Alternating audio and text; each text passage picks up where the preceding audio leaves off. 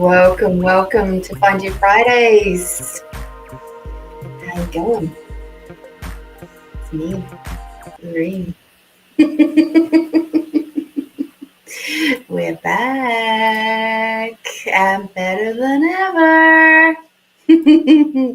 We are polished up slightly. Oh, goodness. How are you, Tamara? I hope you're having a great day. And I hope you haven't missed me too terribly over the last couple of weeks.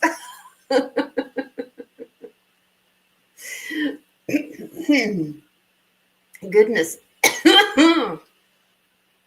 Not the first time that's happened today. No, I haven't been ill. I have not been ill. I don't tend to get ill.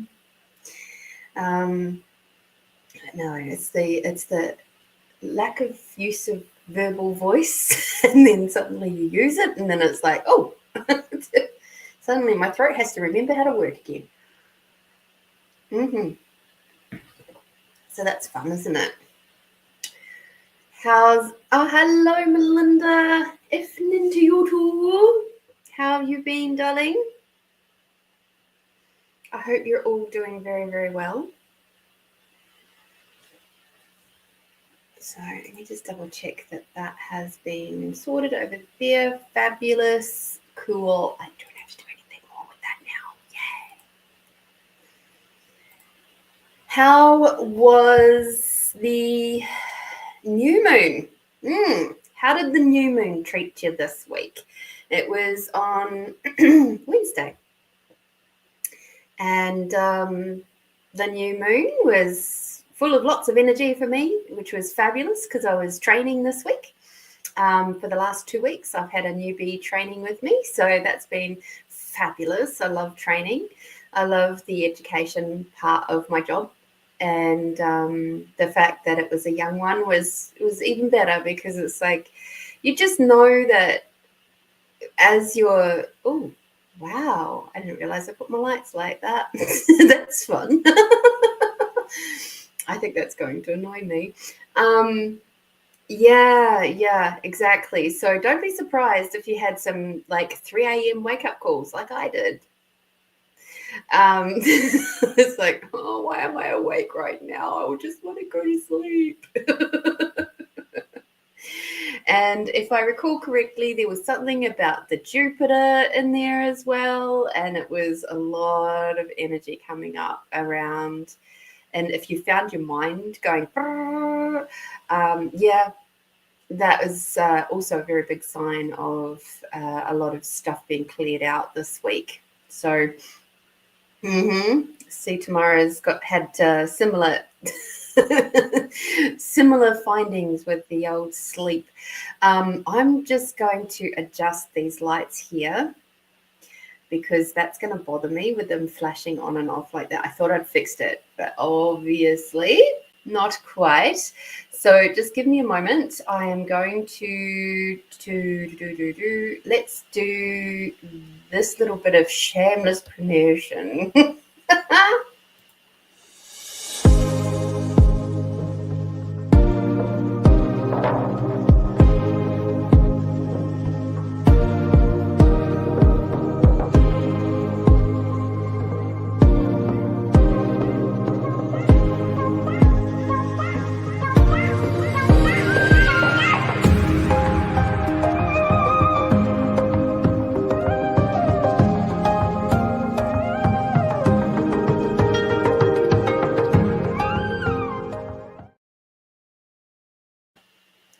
Better. I think I'm going to go back to that length, by the way.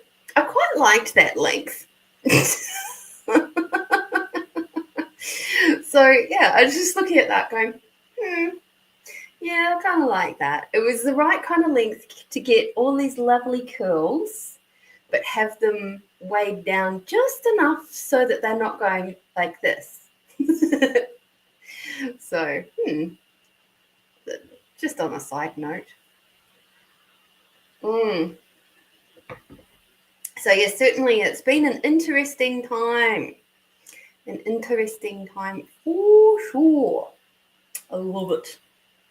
how did we get so lucky to be so in tune with this beautiful planet of ours and our wonderful gift of the moon cycles and all of that sort of stuff? Like, we're just so lucky.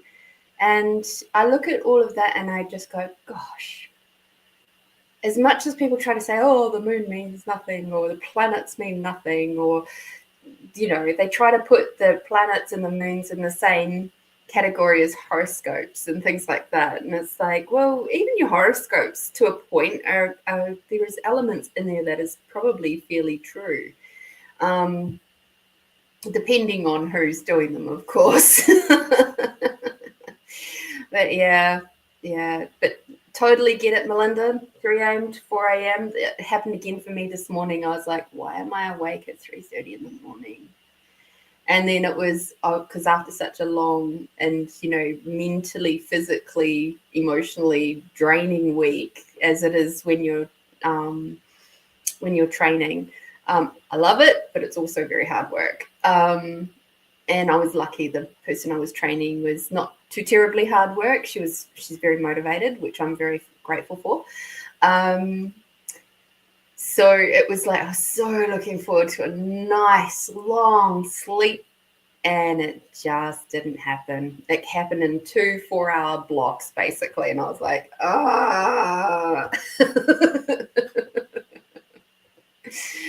Amanda said, I read something about before the industrial days, people would sleep when the sun went down and then wake up for an hour or so in the middle of the night and wake up again at the sun. By something sleeping. Yes, I have heard of that. So I'm wondering if waking up through the night is something is a DNA or ancestral thing. So when I mentioned that I was awake at 3:30 in the morning to one of my friends, they said, oh, the waking hours. And I was like, yeah. I have actually, Amanda, heard of some people, I think it must have been on a YouTube channel or something like that, I can't remember, where they did test that out and they woke up at around 2 or 3 in the morning and they did like a couple of hours of whatever it was that they were into. I can't remember if it was work or if it was like meditation or journaling or something. It was just, there was something that they got up and did, and then they went back to bed until later on, until about 8 o'clock in the morning. And apparently they were way more rested and they felt really like they were actually really achieving stuff in their day, and they felt a lot more settled. So there could definitely be something to it, but they did find it difficult to fit into what we class as a proper day these days. You know, getting up at 8 o'clock, for a lot of people, they're getting to work at 8. So it was kind of not feasible for them to continue that plan moving forward. But for that week or so that they were doing this experiment, they were sort of given some leeway at work kind of thing. I thought that was really interesting. So, yeah, I can't remember what it's called either. Maybe one of our other amazing, intelligent people out here will be able to tell us. But, yeah, fascinating times. So let us have a look at this general reading. See who wishes to. Oh, Adelaide. Where are you heading at the moment, Amanda? I see that there's some big storms coming through the East Coast again. I did see something flash by my news feed, and I was like, ooh, you're the person I thought of as I saw that. Hopefully you're avoiding them.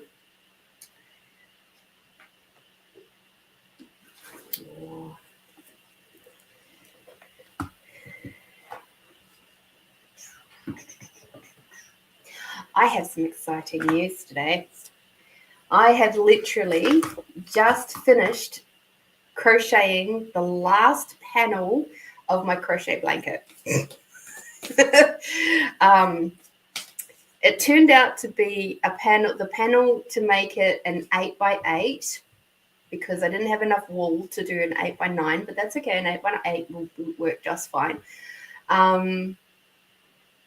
The last one is going to be one of those special pieces that is a little bit different from from all the rest.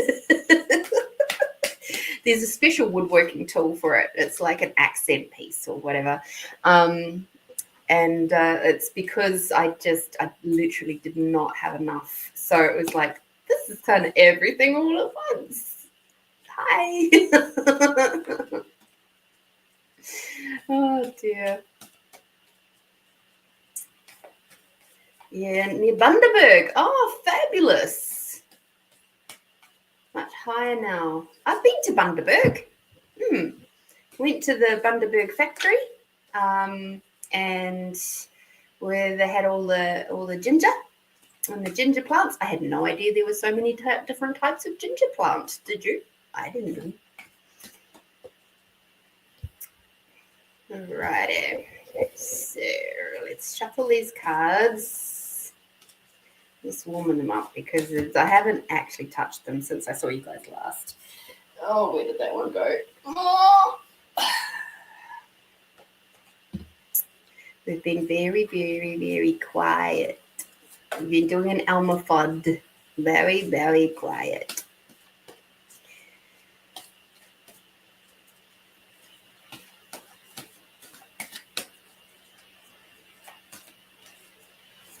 So this reading is obviously for the 27th through of June through to the 4th of July. Oh, 4th of July. Who knew?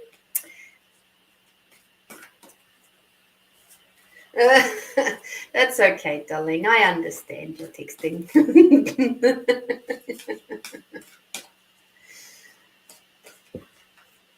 Oh, we've got jumpy cards today. Sending these out for the collective.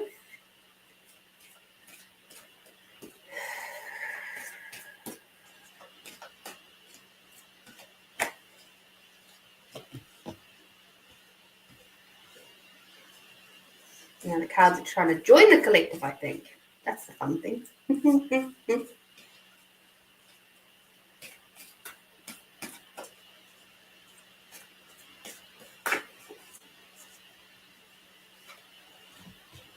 Okay, let's have a look and see what Ina Segal's Secret Language of Color cards has to say for us.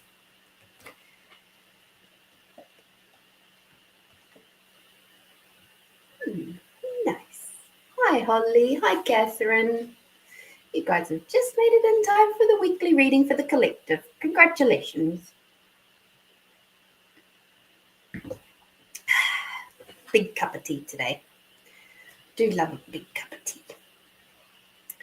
All right, so this reading is, as I said, for the 28th of June through to the 4th of July for the collective, remembering that these may or may not be relevant to you.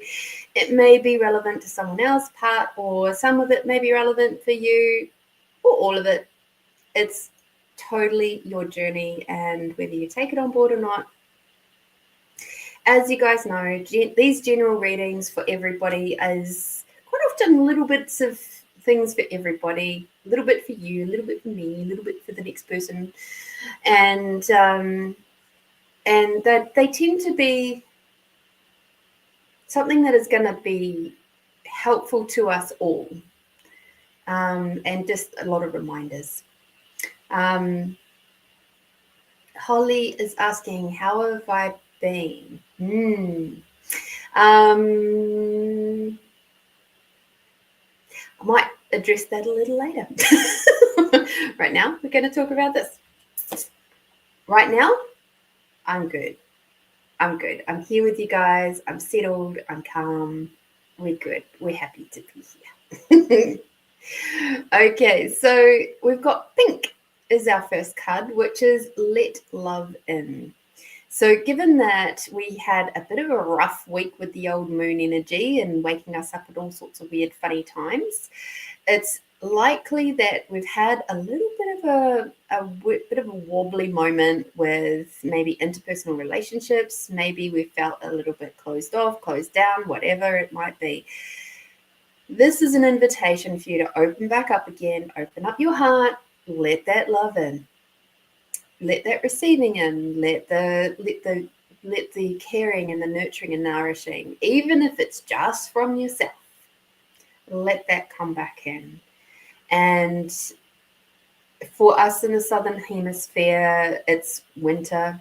We have finally been through the winter solstice. So, the middle of the year when it's the darkest day, we're now coming out of that. It's getting lighter and lighter each day. It won't be long till we're actually leaving for work in the light and coming home in the light. That would be nice.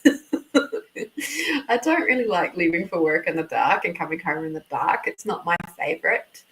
But so we do feel a little bit sort of humdrum and a little bit like me, right? And that in turn can mean that we start to sort of close off from connections with others. This is a nice invitation to say, hey, reach out, go find and have a cup of tea with someone and enjoy some company, okay? We have the grey. Now, we've actually covered this one in a little bit of depth before, which is to learn to scan your body. And there was an episode, I can't remember how long ago now, where we did actually go through the process of scanning your body. And this was a beautiful, beautiful process where you just allow your body to speak to you. So this is an invitation for us all to remember to come back to our bodies, honor our body and its awarenesses. And I can tell you from personal experience over the last few weeks that when you are in that space of being so highly aware of your body and its awarenesses, sometimes something comes into your world where it might not match what your awareness is, and you kind of go, oh, and it's a little bit jarring, and it's kind of like, oh, am I correct here? Please trust me that you are. You are absolutely correct in that it might be your body's way of saying, hey, this isn't safe. It can also be your body's way of saying, hey, we've got some old points of views or belief systems running here that are making it feel not safe. Doesn't mean it's not true. It's just this is bringing something to your awareness to heal, to look at, to sort of pluck out and kind of go, yeah, okay, that's enough of that. So scan your body, have a look at it, see what it is, use this incredible book, The Secret Language of Your Body, see what things are popping up in your body this week. And even if you only do this process once, I can guarantee you that you will be enlightened if you're truly brutally honest with yourself about what's going on, okay? We've got yellow, which is to purify your body. How interesting we're getting these colors through the winter time. I think it is a really valuable time for doing what our reptiles do, going into brumation, right? Which is a rest period. We as humans were not meant to work like we do. We weren't meant to. Our natural rhythm is to slow down, to work a little less during the daylight hours, because as Amanda said, we were supposed to go to sleep when it got dark. Now, as I also mentioned, it's dark for me when I'm getting home at the moment, which means I should be going to bed at like 6, not 9 or 10 o'clock like I have been, right? So if we were to work as our bodies, our natural circadian rhythm and all of that sort of stuff goes, we should absolutely have a much shorter work day during the winter hours so that we can rest our bodies, purify them. But it also means in the summertime, our work hours would expand out. Wouldn't it be interesting if you actually worked for a place that did that? Wow. Hi, Edwina. And thank you, Catherine. I'm glad to be here too. So yes, this week coming, purify your body. So you're scanning, you're purifying. And magenta, which is connect to your deepest inner knowing. Okay. Again, we're coming back to our intuition. coming back to that space of trusting you, trust your intuition, trust your body. And this is what we've got. We've got letting love in. So surround yourself with love. For those of you who know how to do theta healing, go up to the 7th plane. Surround yourself with unconditional love. Then scan your body. And then purify everything that has popped up in there. Allow it to release. Allow it to come out of your body. Identify it. Look at it. If you want to do a little bit of digging with it, then do some digging with it. Fantastic. But at the end of the day, you have to let your intuition come in. Trust your intuition, because you are incredibly aware of what you know. Your body is telling you messages all the bloody time. And it's only when we start going into our own little bits of self-doubt, which is where we're not choosing ourselves, that things go wonky. Okay? Let us have a look at our yummy card.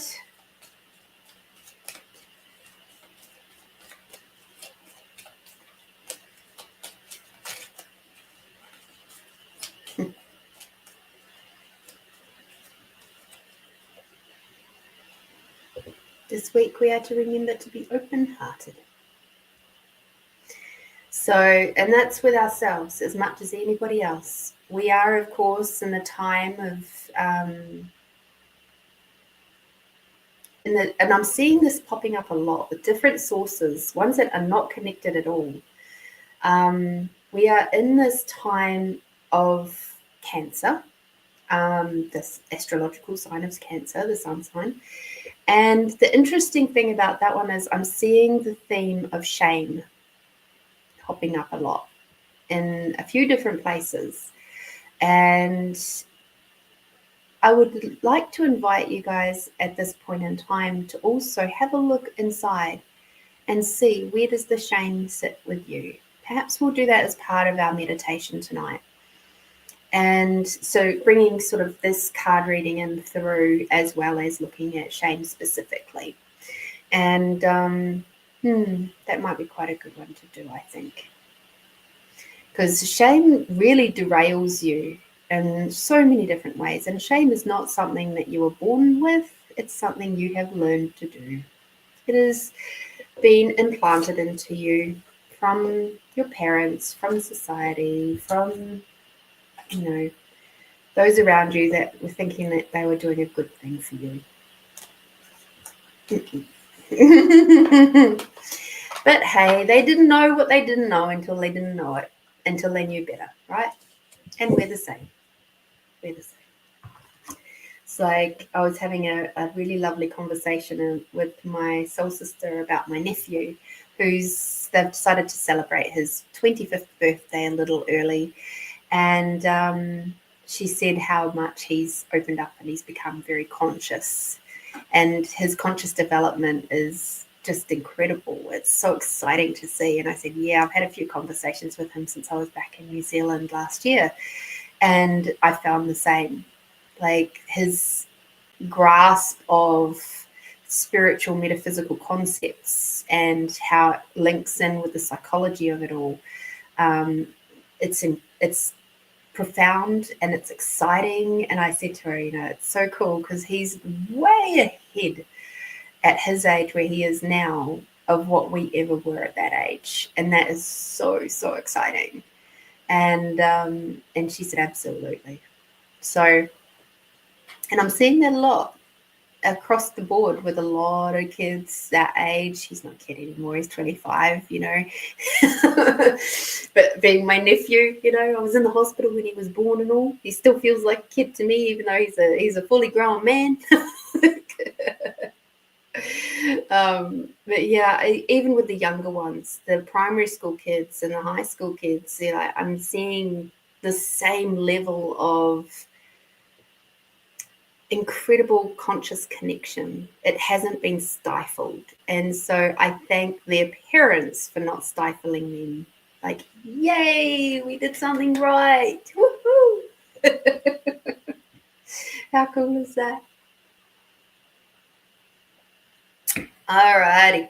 So tonight, at the moment, we have Tamara and then Edwina. So Tamara, would you like to pop your question in the chat, please? That would be amazing. Let me find your cards. It's going to come play.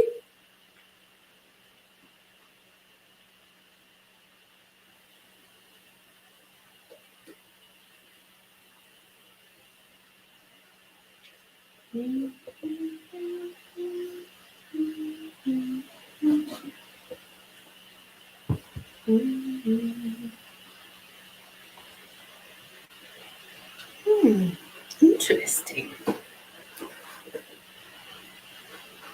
Can't get it out.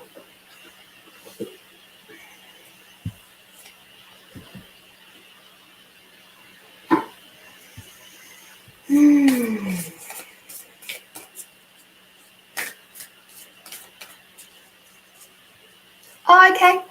Cool bananas. Sounds good. Alrighty, Edwina, you're first. So I'll put those to the side for Tamara. Edwina, which cards for Edwina, please?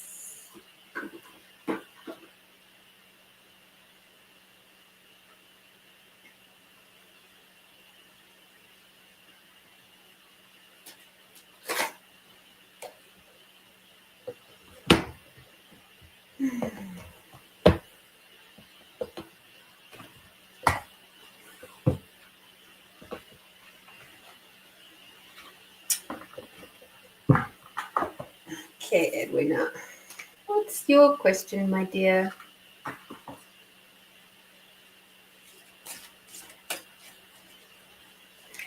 So,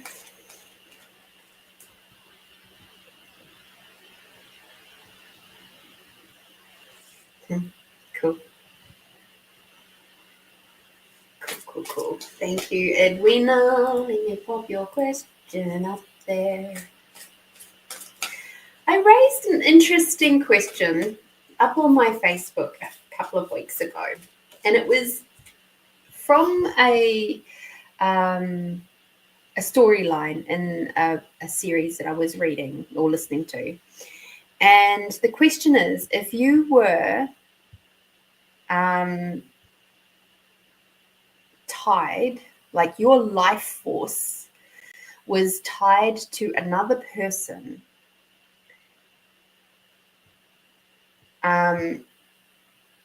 like what would you do? How would you feel?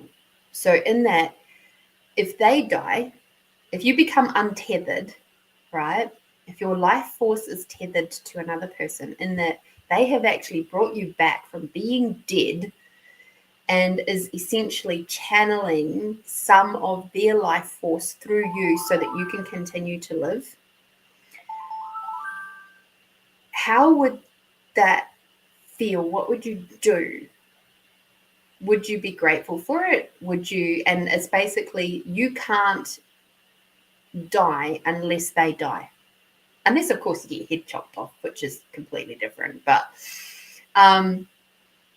like, you can get fatally wounded and you still won't die. You can have a sword, which is one of the things that happened in this story. The sword went through this person's heart and they still didn't die because technically they're already dead, but they're alive because of the life force magically coming through from this other person. And it's like, what would you do in that situation? I'm like, this is just such a fascinating concept. And I was like, gosh, that's a big responsibility, both sides of the coin. From my perspective anyway, of making sure that I honor and respect the fact that this other person has now tied their life to mine, to my body, so that I can continue on in my life's purpose. Like, whoa, that's a big... So yeah, I'm curious to know what your guys' thoughts are. The selflessness of it, I was like, wow, that's really fascinating. And also the push and shove of energy backwards and forwards, of emotional energy between the two characters. They were raised as brothers, but they weren't brothers. So yeah, just curious. Been reading or listening to some very interesting books lately.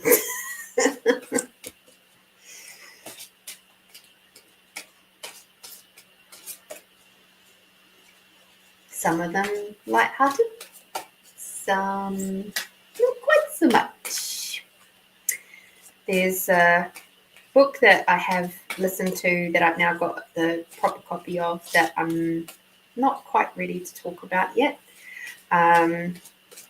It's to do with the last couple of weeks, but it's okay. That will happen. Just not quite ready. Sometimes we require a little bit of time to digest, And for once in my life, I'm taking it slow. Can you imagine, as an Aries, taking things slow? Oh dear. And I'd say that's actually one of the aspects that I would like to talk about is, in this day and age where everything is go fast, fast, fast, even down to when we die, when we have somebody that dies, rather.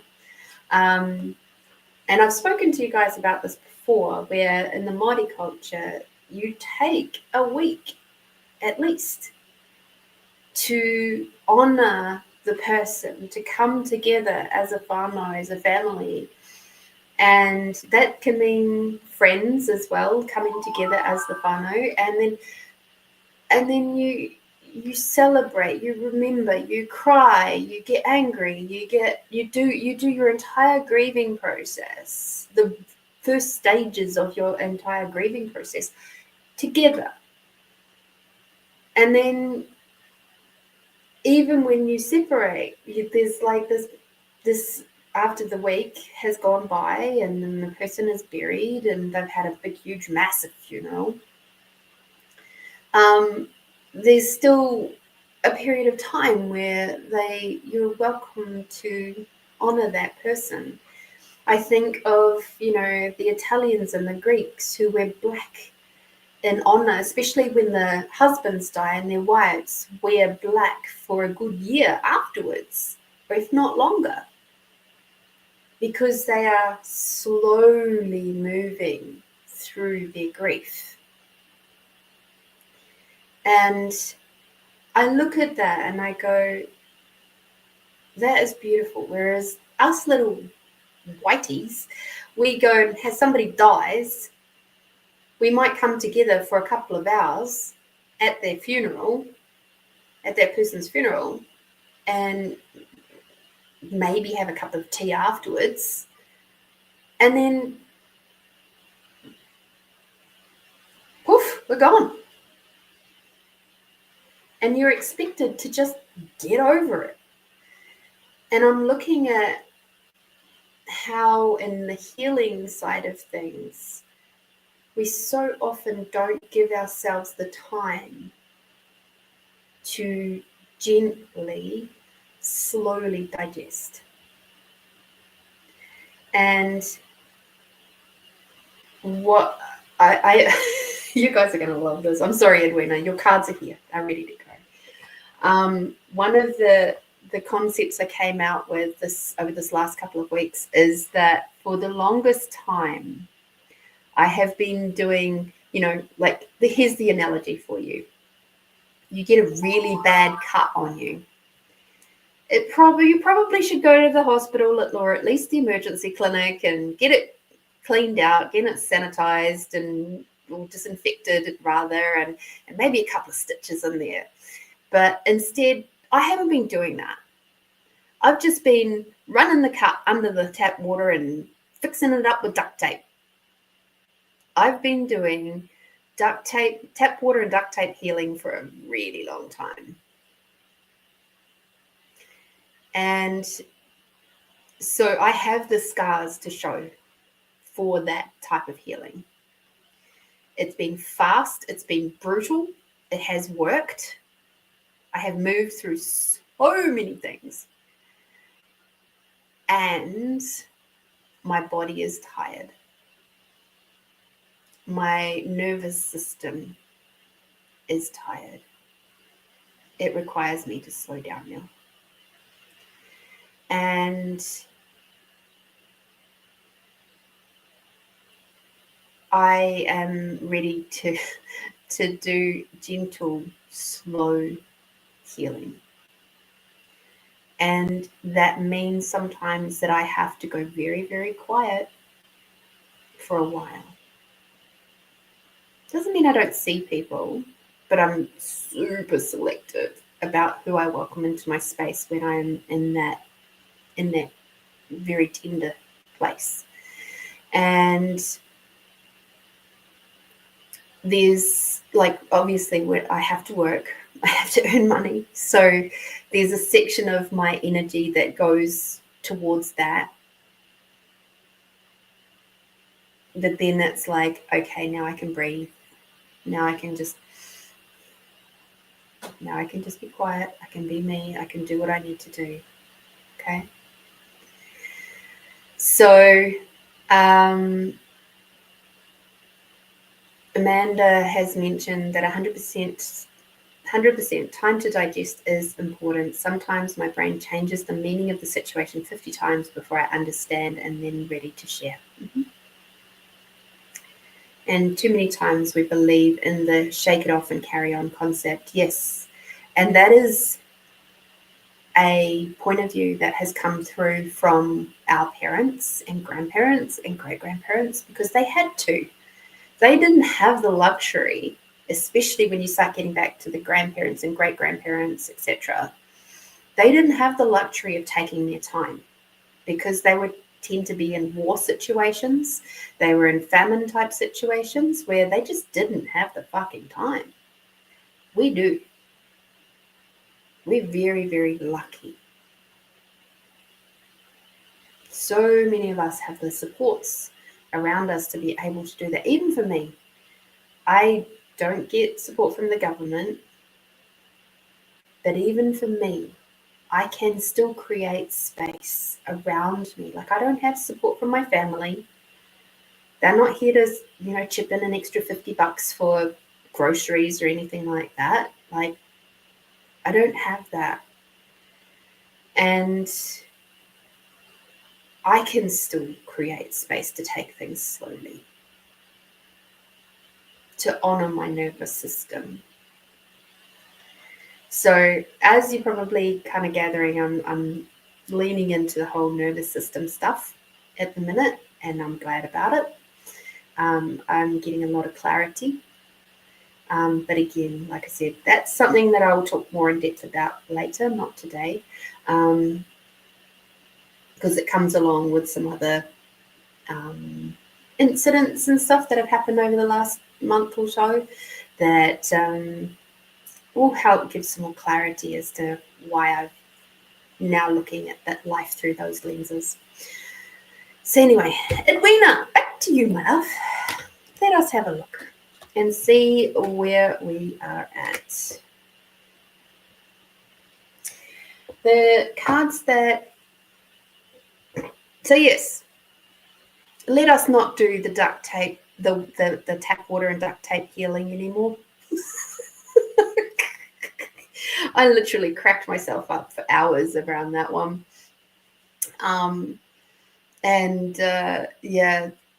Going and getting some specialized help. And the funny thing is that I don't do tap water duct tape with other people. It was only with myself. Because it was like, I've got a greater purpose here. I've got to keep going. Gotta love that, don't you? Oh, dear. So now we're walking the walk as well as talking the talk. From that point of view of slowing it down, taking it easy, being gentle with myself as much as with everybody else. The space and the love and the nurturing and the kindness that I give everybody else, I am now bringing that back home to me too. And it's good. It feels good to do that. And if that's something that you guys, the permission that you guys require to know or to have, here's your invitation. Please do that. When stuff starts coming up and crunchy moments start happening, take the time. Take the time to actually process it through properly. Be gentle.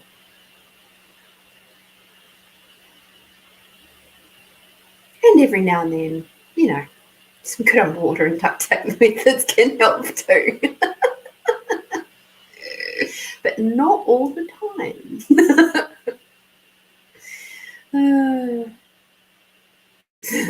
Amanda says, come on, you can fix everything with duct tape and cable ties. Yes. And a little bit of chewing gum, right? Tamara says, that's how I feel too. If I need to cocoon, then I do. I know that there are people around me that struggle when I do that, but I'm at the time in my life. If that's what I need, then that's what I do. Yeah. Good to hear that the nervous system has been part of your focus this year too. It is. It's very important. Edwina, your first card, my dear. So you got the mystical healing cards.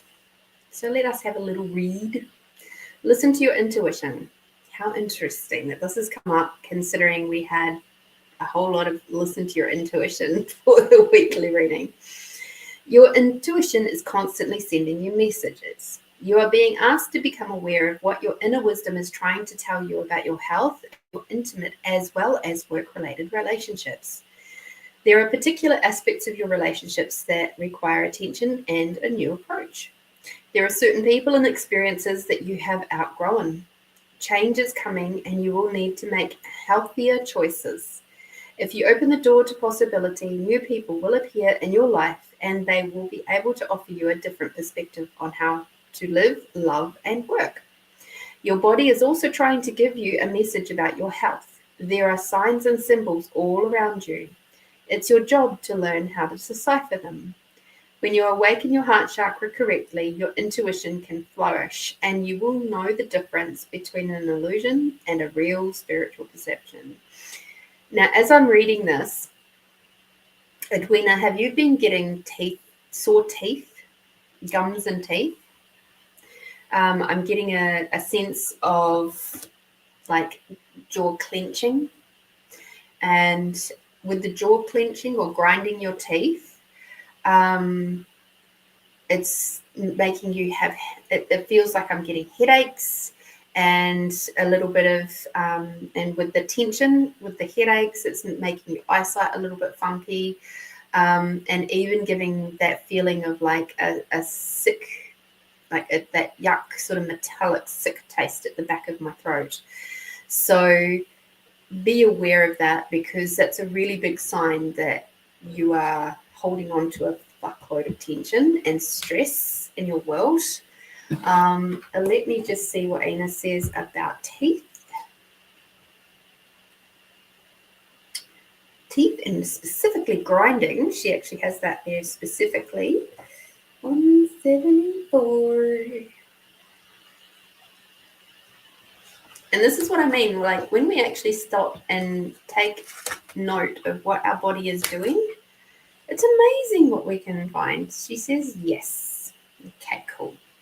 Teeth grinding, unable to let go of or deal with everyday stress, holding on to anger or fear from the past, worrying about the future, inability to make up your mind, can't relax and unwind, too much to deal with and too many decisions to make, biting off more than you can chew. Interesting, hey? Let me just double check what.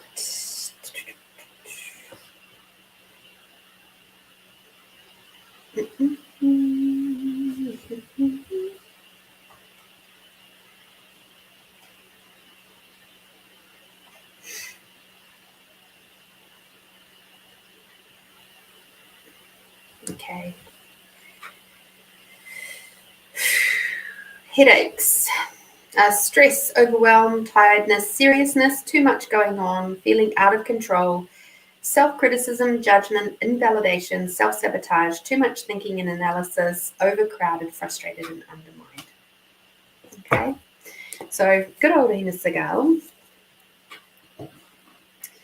she's telling you to listen to your intuition, love. Okay, you actually do know more than you think you do. And your body is telling you lots of messages all the time. Get that book if you haven't got it already. Start doing the processes in there in different sections. She's got, processes of working with the different parts of the body. It's all good. Okay.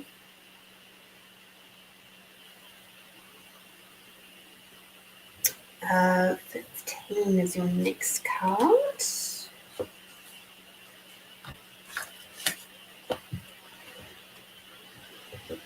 Cool.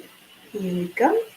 So we've got ground yourself. It's time for you to learn how to fully incarnate inside of your body.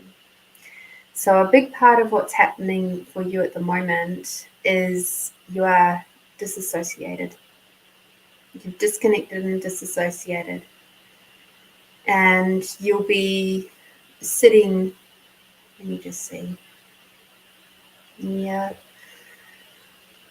You're hovering, right? So I've started learning about the polyvagal practices by Deb Garner. This is a book I wasn't going to talk about, but I'm getting that this is important for you to know. Where you're sitting at the moment, it feels like you're very much in the sympathetic vagal system, but you're also heading down towards the dorsal. It's like just slowly creeping down that way. And one of the ways that we get back up to the ventral vagal system is to do stuff like grounding, connecting with nature, and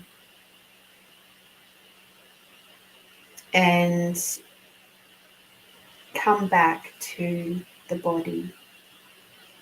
One of the things that we do when we are under high stress and we've got too much cortisol running through our system is we separate from ourselves and we kind of sit out here and we're not really feeling us.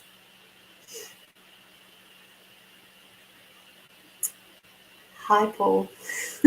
I'll come back to your stuff in a minute. And it's really important to take some breaths. Breath work is really, really important. Touching nature is really important. Breathing fresh air is important.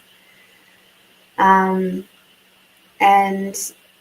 finding those places within the moments where you can feel safe. When we start doing things like teeth grinding and that sort of stuff, it's a really big sign that you're not feeling particularly safe. And that can happen for a whole bunch of reasons. Okay, so let me read more about what this is about. The more connected you become with your body, the more insight, strength, and clarity you will experience, because of course you can't have any of that if you're disassociating from your body. If you are used to living inside your head, this process could initially be a little uncomfortable as you become conscious of all the numb, dead, painful, unprocessed areas inside your body.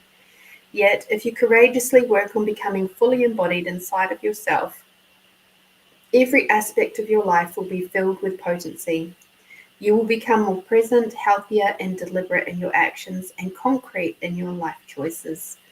Others will trust you and offer you more auspicious opportunities. You will no longer have to push or force things to happen. You will experience a knowing that the right possibilities are coming to you in the perfect way at precisely the best time.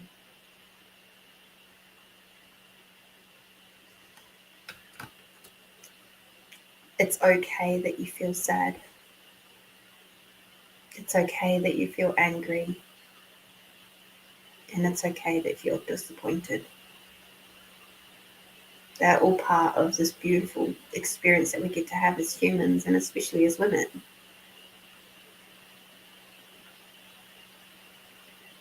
Please stop making yourself feel wrong for that.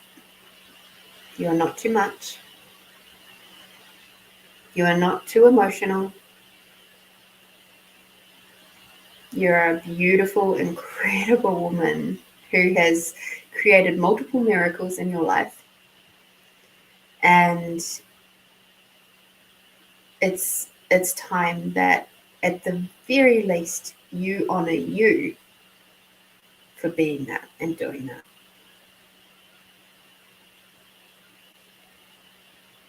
You honor you as this gorgeous, incredible woman that you truly are.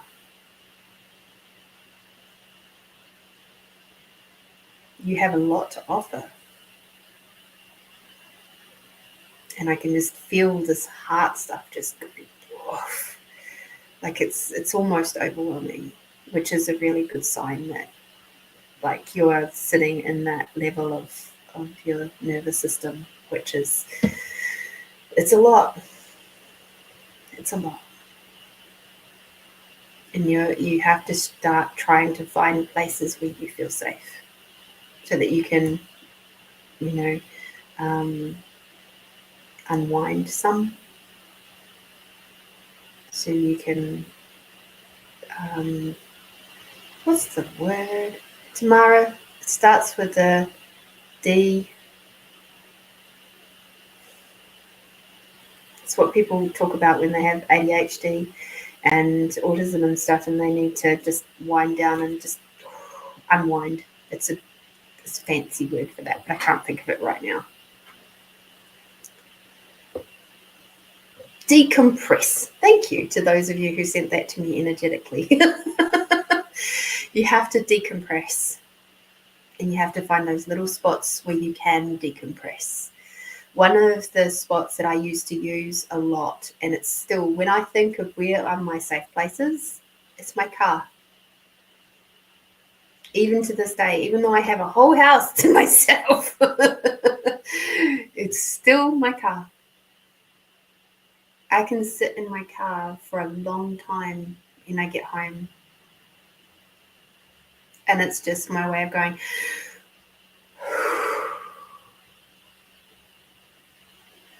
yeah. See, Catherine, you got there. Thank you. Energetically, it came through quicker than you could type it. I appreciate that so much. So yeah, find those moments to decompress and make them more important in your life. Okay, it's a vital part of how you're going to help bring yourself back up to the ventral vagal system. How's that good for good, Tamara? I'm remembering all these things. Your next card, Miss Edwina, is number 3, which is awaken your vulnerability. Allow others to meet your unprotected heart. To be vulnerable with your feelings requires profound courage and a decision to break the hard shell of protection that keeps you separated, isolated, and afraid of others. Vulnerability connects you to the most hidden aspects of your soul. In this exploration, you have the possibility of discovering your most intimate, delicate, creative, surprising aspects. This may require you to develop more understanding and compassion for yourself and your life's journey, whilst at the same time moving past the pain of rejection or abuse you may have experienced which caused you to shut down. Whilst it's important to keep certain people at a distance, there are others who are already in or about to come into your life. These people can hold the space for you to step into a soft, honest, gentle exploration of your heart melody. If you refuse and keep suppressing your feelings, you will become exhausted, numb, frustrated, and cold. It is time to warm up your heart and start to be more in touch with what is happening inside your body. What pain are you holding in your lungs, heart, throat, and kidneys in particular?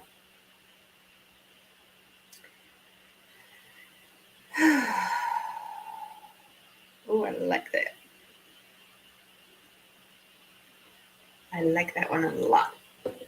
We're going to do that process later. So yes, I think that one's pretty self-explanatory.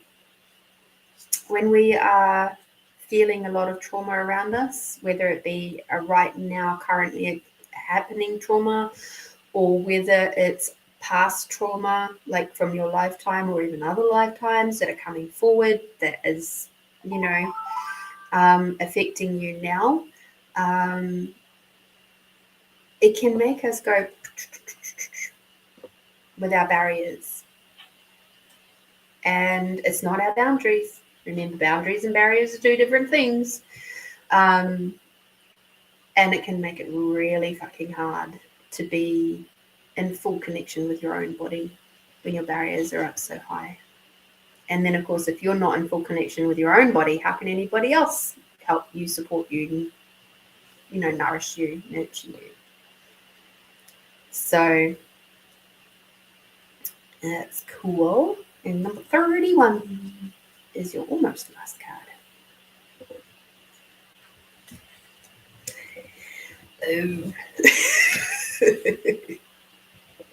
Now, interestingly, this card actually came out upside down. So we're going to read this right way up, but I'm going to tell you this is about you and you. Okay.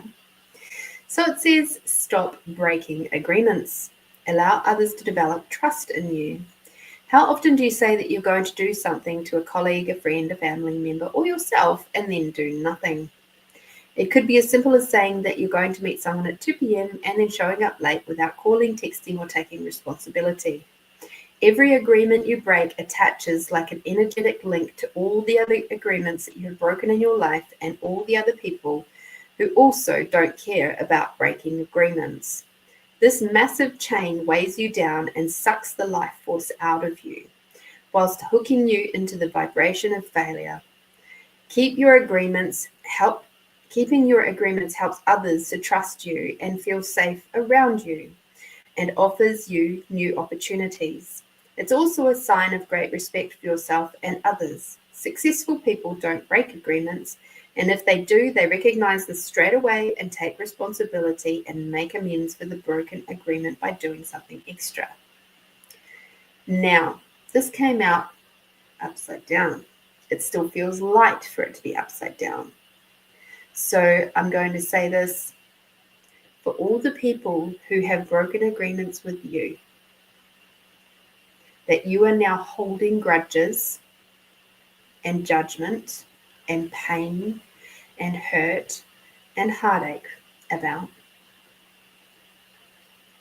Those are all the times that those little chains and stuff that she was just talking about have attached to you. And while their breaking of the agreements is not your responsibility, it's now your responsibility to deal with your reactions to those agreements being broken. Okay? So it's now your time to start releasing yourself from the judgment, the pain, the heartache, the disappointment, all of that sort of stuff. It's got to, you have to take responsibility for that and cut that off. Get rid of it, release it, do whatever it is that you require to do, okay? Because if you don't, then it's going to keep weighing you down. It's going to keep replaying over and over and over in your head. It's going to keep making you have sore teeth because you're grinding your teeth at night. It's going to keep activating your cortisol levels because your brain cannot tell the difference between something being in the past and happening right now. Every time you think about it, it thinks it's happening right now. So your body goes into survival mode. Okay? So whoever's been breaking these agreements and not treating you with honor and respect, you get the choice as to how you respond to that. Do you suppress it? Do you talk about it? Do you just let it go? Just depends on the situation, doesn't it? Depends on where you're at with yourself and honoring of yourself too. If you haven't read the book Let Them by Mel Robbins yet, Please do. There's a thing in there about, it's like a lot of people go, oh, just let them do what they want to do, right? But they forget the next part is the let me. Now I get to choose what to do and how to respond. Okay? Let's have a look at your yummy card.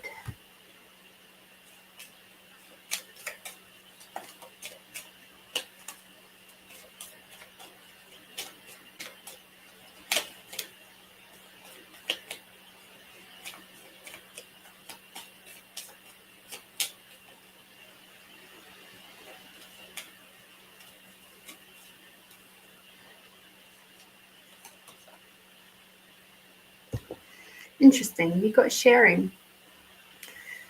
So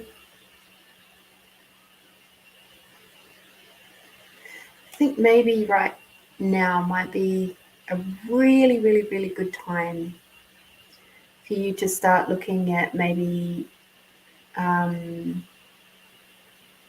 doing some sessions with a more holistic counselor. If you're interested, I can give you the name of somebody who does do sessions online. That's not me. And she's very, very good. She's very good at what she does. And she's very gentle and honouring, and she has this nervous system stuff as part of her practice. So if you're interested in that, you let me know, and I can give you her details. You just PM me, okay? But in the meantime, I'm sending you lots and lots of love and lots of hugs. And just know that we are here loving you and all your magnificence and your gloriousness. Gorgeous goddess you. Thank you so much for your very generous donation, and I appreciate you so much, Edwina. Good luck. Keep choosing you. Okay. Mwah.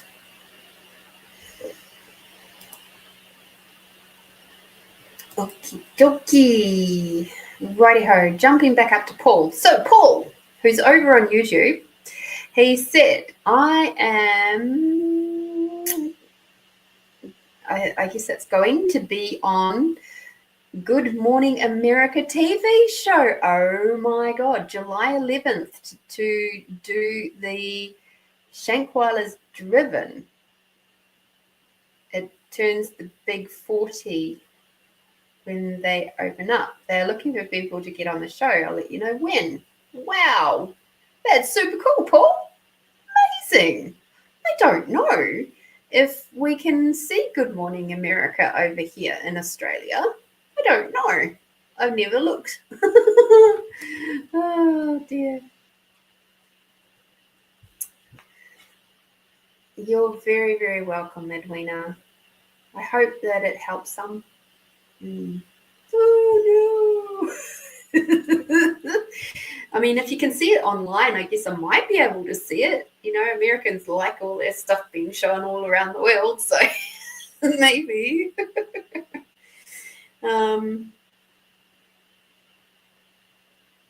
Yeah. Thank you, Tamara.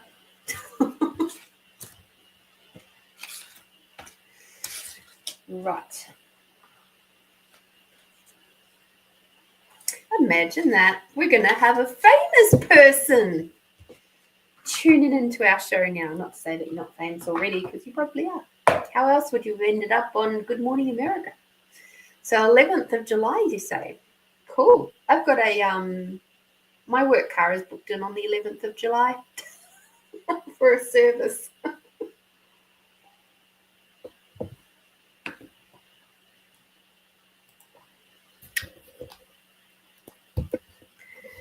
Okay, let me just check out what's happening over here.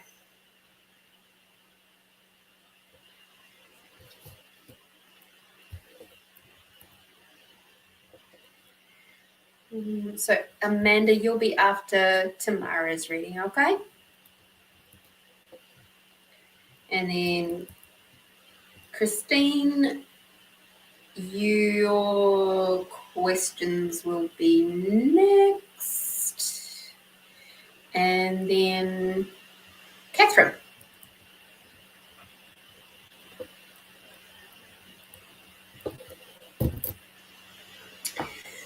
Okie dokie.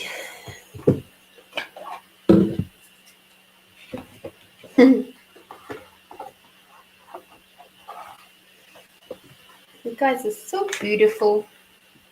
I did miss you guys last week, for sure. Definitely, definitely.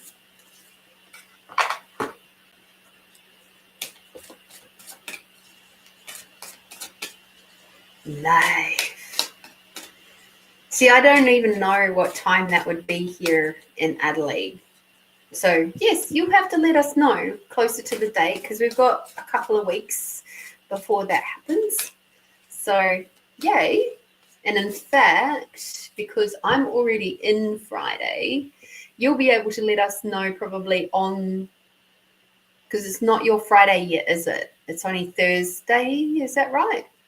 Still at your end of the world? It comes on 7 a.m. there. What time is it right now where you are?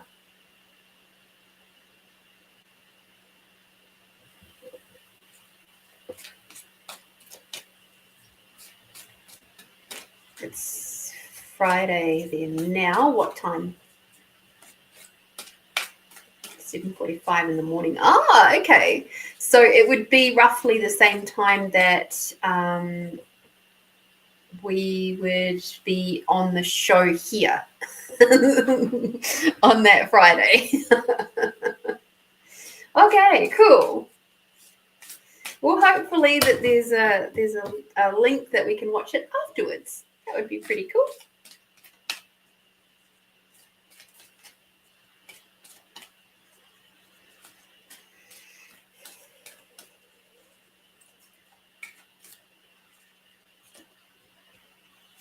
There's an interesting card that also wishes to come out for you tomorrow. So got some couple of interesting, curious cards for you.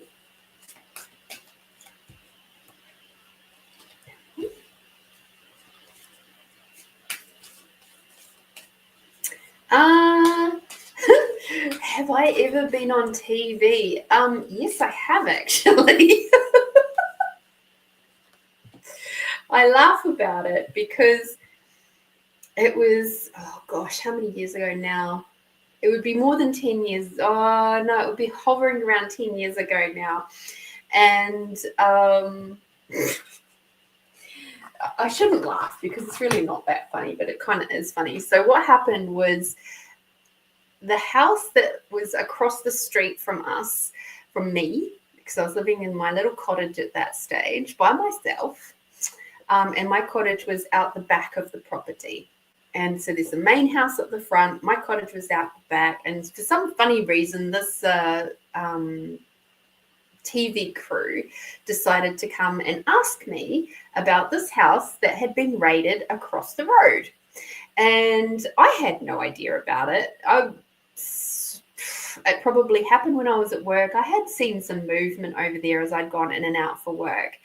But I hadn't really taken too much notice because, I'm not that much of a nosy Parker.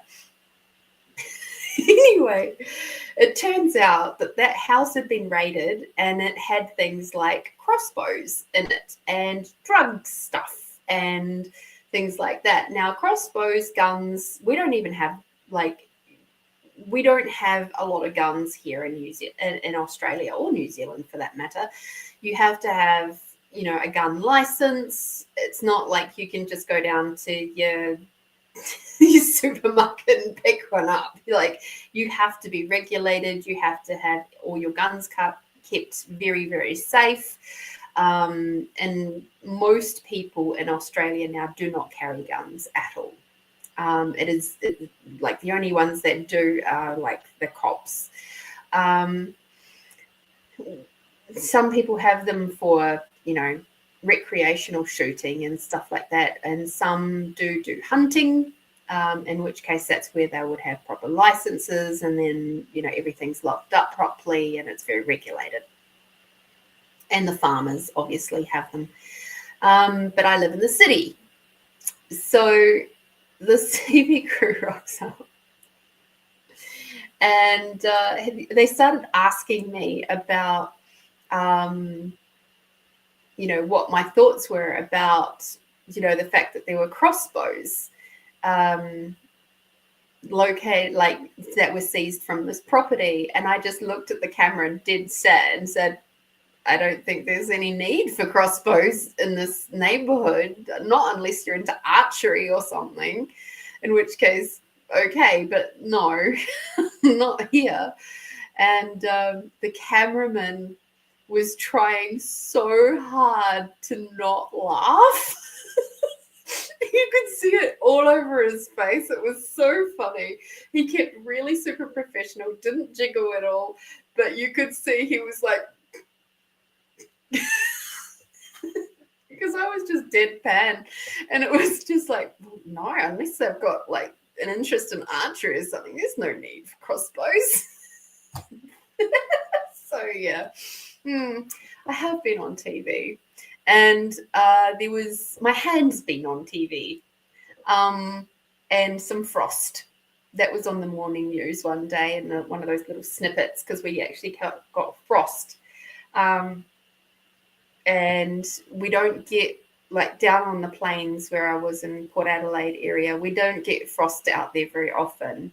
And I was just so fascinated, in my little bit of video that I put up onto Facebook ended up on the news.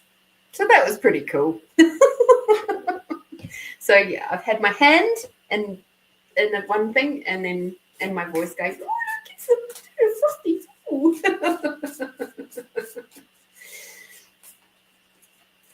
Oh yeah, makeup fixes a whole bunch of ills. But yeah, I don't think I was even wearing makeup on the day that I was asked about the crossbows. Funny. Has anybody else been on TV? I'm curious.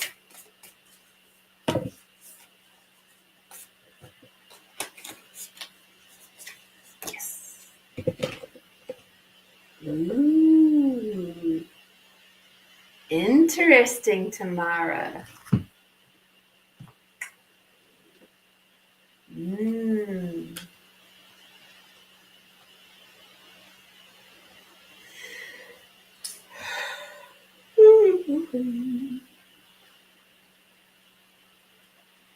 I'm going to save that interesting card to last. Your first card here, these are from the Oracle of the Fairies by Karen Kay. And it says, shine from within, looks are only skin deep. True beauty shines from within. It's time for you to shine. This is a time for self-acceptance and for revealing your true beauty.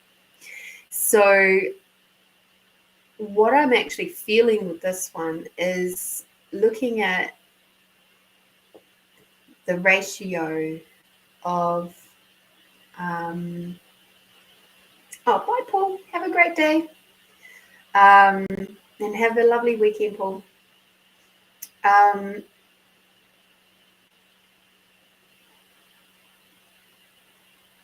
Something that I did for me just recently was ask myself truth. How much am I truly choosing me? All of me.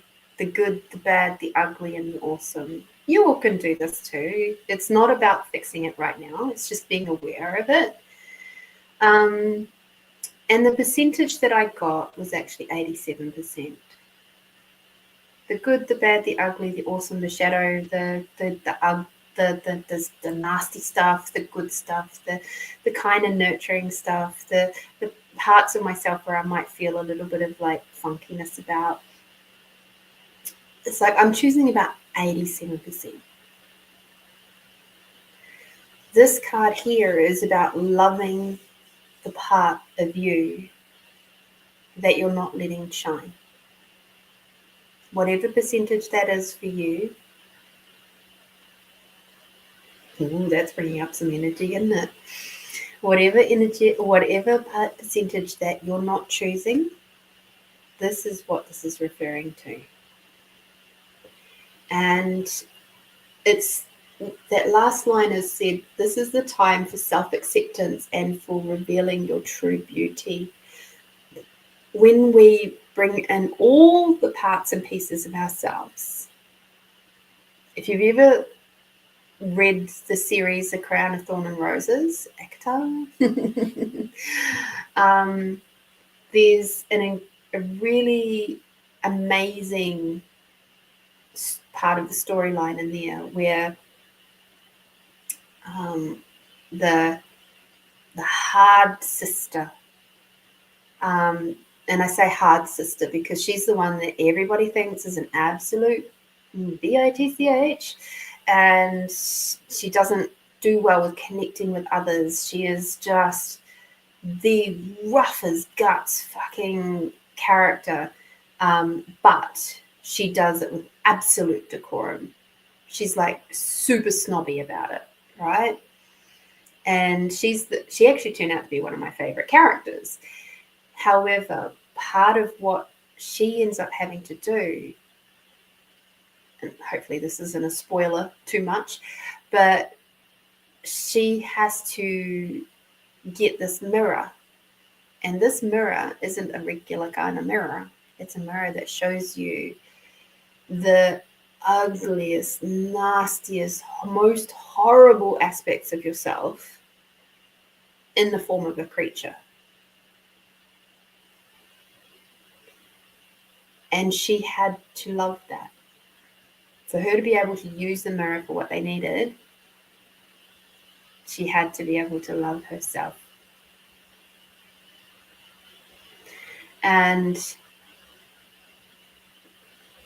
that's what I'm sensing this is for you at the moment. It's like this time to shine thing is like, yeah, you know what? There are those moments where I'm XYZ. And it's okay.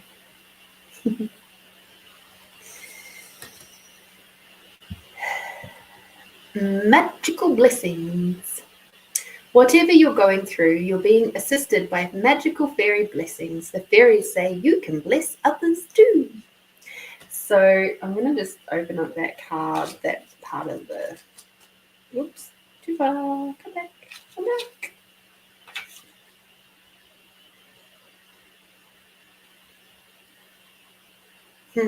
Okay, so please keep up your gratitude practice.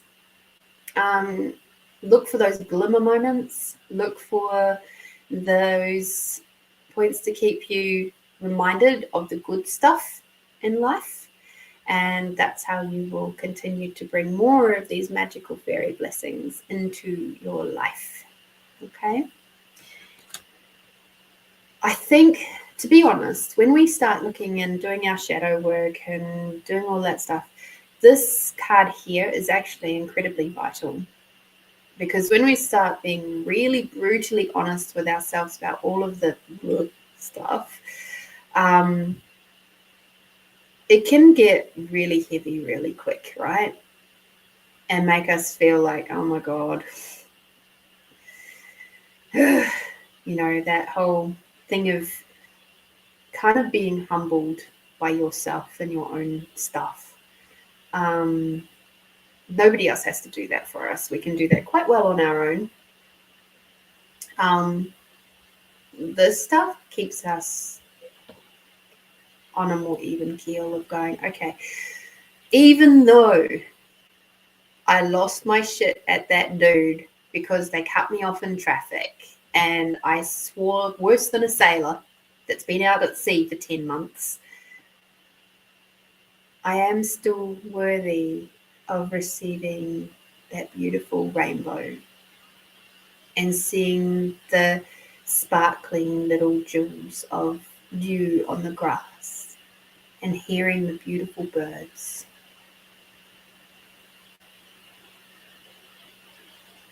Those little bits and pieces I'm so grateful for, my family being there for me, or trusting that I will return when I've come back from my shadow time.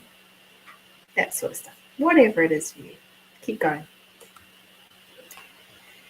Your next card is Look in a Book. Whatever your question right now, you'll find the answer in a book. The words you will find will bring you insight, the insight that you seek. So, what book is it that has been calling your name, that you've been kind of like, meh? I've had a few books like that. This one, Attached, my friend told me about it, over a year before I actually picked it up and read it. I trust her.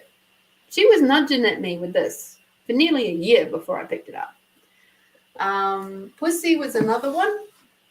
That one, not quite so long, but it took me a little bit to get into it. I was invited to a book club 6 weeks before it started, and then I avoided it. It turned out to be one of the most beneficial starting points of my feminine journey I could have had. So what book has been nudging or niggling at you for a while? Dolores Cannon's work. That was another one that was nudging at me for ages, months and months and months before I picked up the first one and actually read it. And there's been a few over the years, and it's like, oh, why have I been so slow about doing this stuff? This is silly, So what book is reaching out to you, my dear?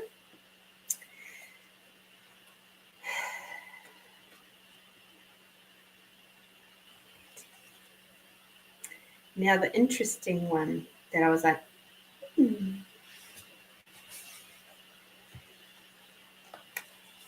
This comes from the Starseed Oracle.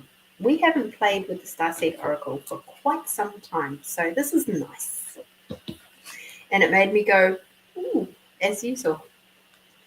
You got wait. It's not time. It's not yet time. Things are being woven. In our fast, loud, reactive, comparative world, where an instant response is so often expected and at times even a currency, it can feel almost impossible to take a breath, let alone give ourselves the space to rest, wait, and reset. We are so often in overdrive, expecting instantaneous results over and over again. And when guidance doesn't come at these extreme speeds, it can feel as though something's gone wrong. But often, not receiving guidance is guidance in itself. When you ask for guidance and don't receive it, it can often mean wait. It's not yet time. The details are being woven. Our challenge is to keep trusting when on the surface it appears that nothing is happening. To remember that no matter how long or bitter the winter, spring always does come. To remember that you don't need to solve all of the world's problems in a single day, that perhaps they'll be better solved with some perspective and a good night's sleep. That would be lovely if the moon gives us that wish. This card is your permission to slow down, switch off, and rest. You're being reminded to have patience and to trust the mystery of life, to trust that things are being woven on your behalf. It may not be happening to the timeline that you'd like, but if you'd gather up the patience, it will be orchestrated better than you can ever imagine.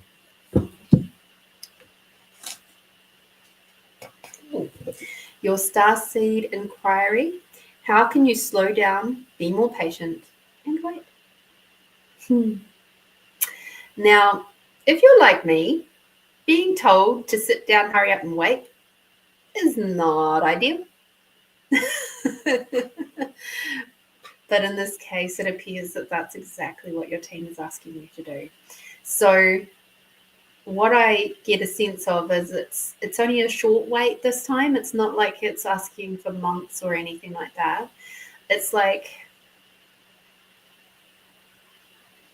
a weekend to a week wait kind of thing. It's like, try not to push whatever it is, the project or whatever it is you're working through at the minute.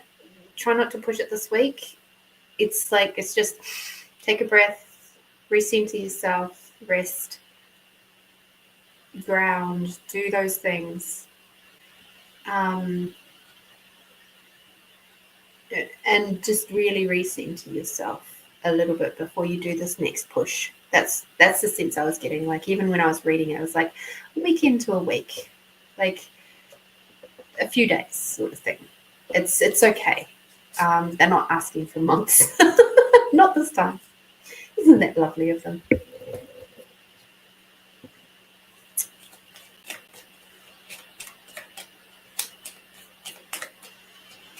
So maybe grab a good book, have some rest time. Return to your heart. Return to your heart space. Slow down. Keep embodied. And be gentle. Be gentle with you. And remember, and come back to those moments of the shining from within, like shining a light on all those lovely, wonderful, amazing things. Like, I saw a graphic, I think it was today, where it was like this person and they're standing there and they're looking at this big pile of blocks that are all sorts of different shapes and colors and things. It's like, oh my God, I've got so much left to do. And then it sort of pans out, and the next image is of this big, huge mountain of blocks. And it says, and this is everything that you've already done. Please acknowledge it. So maybe take some time to acknowledge the incredible, amazing work that you've already done and slow it down some. You said so tired and a bit run down at the moment. We just entered school holidays, so no rushed mornings for 2 weeks. Thank goodness. Yay for school holidays. You can all take a little bit of a breather and maybe gently get out into nature and do those things that I know you love to do. But instead of it being a speed walk, slow it down. Do some gentle meandering too. In amongst the speed walking, because I know you're a bit more of a fitnessy person than I am. All right, thank you, Tamara. Thank you for your very kind donation. I'm so grateful for you, and I wish you all the best with this next week. Be gentle, be kind. Have a look at some of those questions if you choose. If you don't, that's okay too. There's no pressure. Mwah. Thank you. All right. Amanda, my dear, what is your question, my love? And while you come back to that, I have to go up to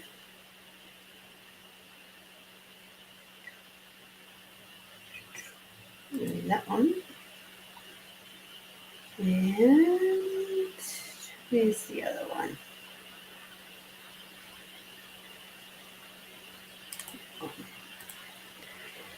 Right. Yes, please go have some rest, Tamara. I wish you the sweetest of dreams. And hopefully calm, relaxing, just winding down of the brain. Just nice.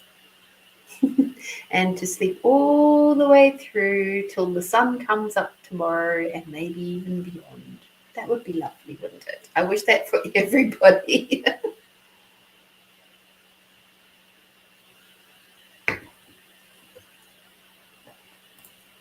All right, Amanda. Wonder what cards are going to come play with you.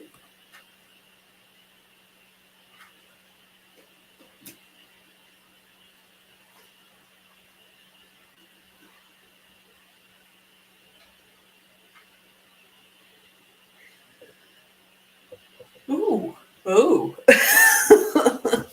that I was not expecting.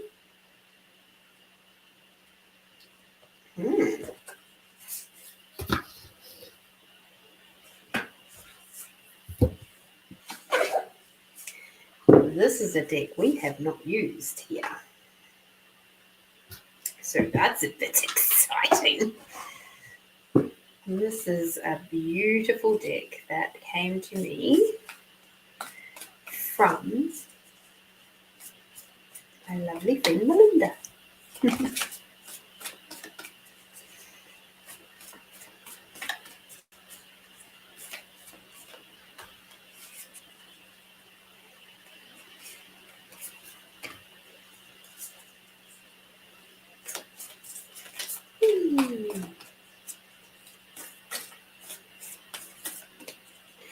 I actually, how many of you are familiar with the spiritual person called Matt Kahn, Kahn?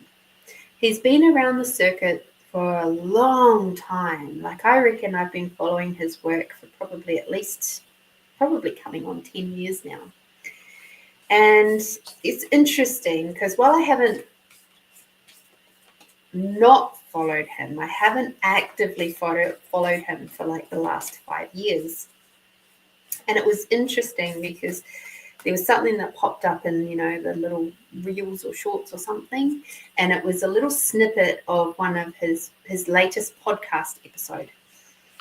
And I was just like, oh, wow, I'm so required to hear that. And so I searched out his proper podcast, and it's with his now wife, Joy. And so, and I was,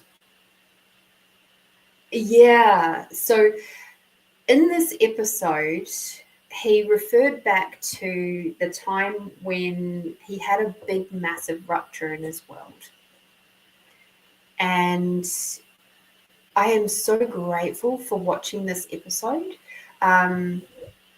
It was, I will open it up so I can tell you, because I shared it with one of my friends. He has it on like YouTube and Spotify and stuff like that. I just listened to it on Spotify while I was doing my crochet today. It's called The Timing Effect with Matt and Joy Kahn. And the episode in particular that I was listening to was called When Grief Changes You. And it talked about so many things.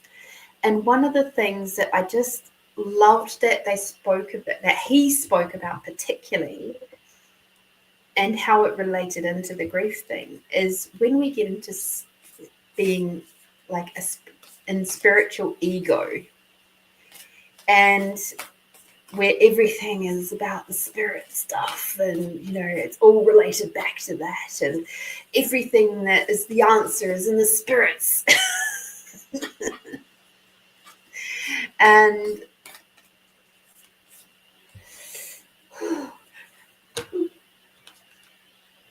there was, I don't want to ruin the episode if you do choose to go and listen to it. There was a lot of different elements in there that really sang to me in my heart. And it also explained why I kind of stopped watching his stuff around COVID time. Something felt really off at that time, and I couldn't put my finger on it. When he started talking about what was going on, I was like, okay, I get that now. I now understand why. And it's also because it's something that's come up for me just recently. And I was like, okay. Wow. So I highly recommend that episode. Actually, I shared it out with a few of my friends, because I was just like, okay, yes, this makes a lot of sense. And one of the things that was really beautiful about it was you get to watch or listen to a conscious masculine man holding space for his partner while she speaks about a very tender grief moment in her life. And I'm like, wow, what an inspiration that is, to have that example being shown.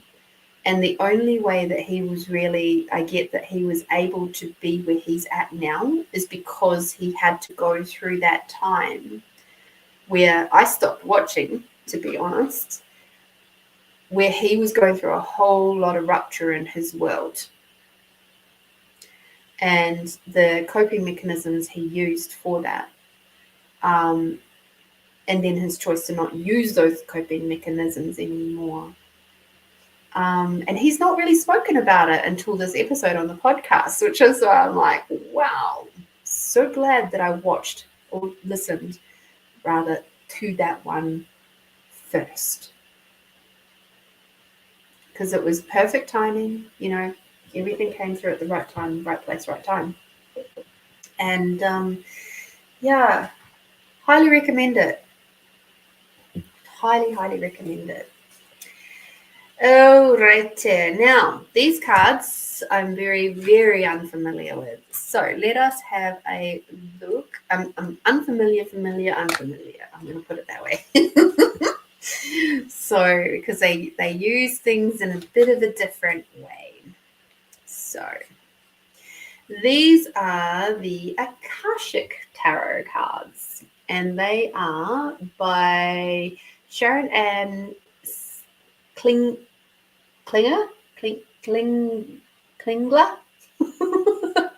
Why can't people have easy names? And Sandra Ann Taylor. So these are very, very different cards. I have not used them for myself. So thank you, Amanda. And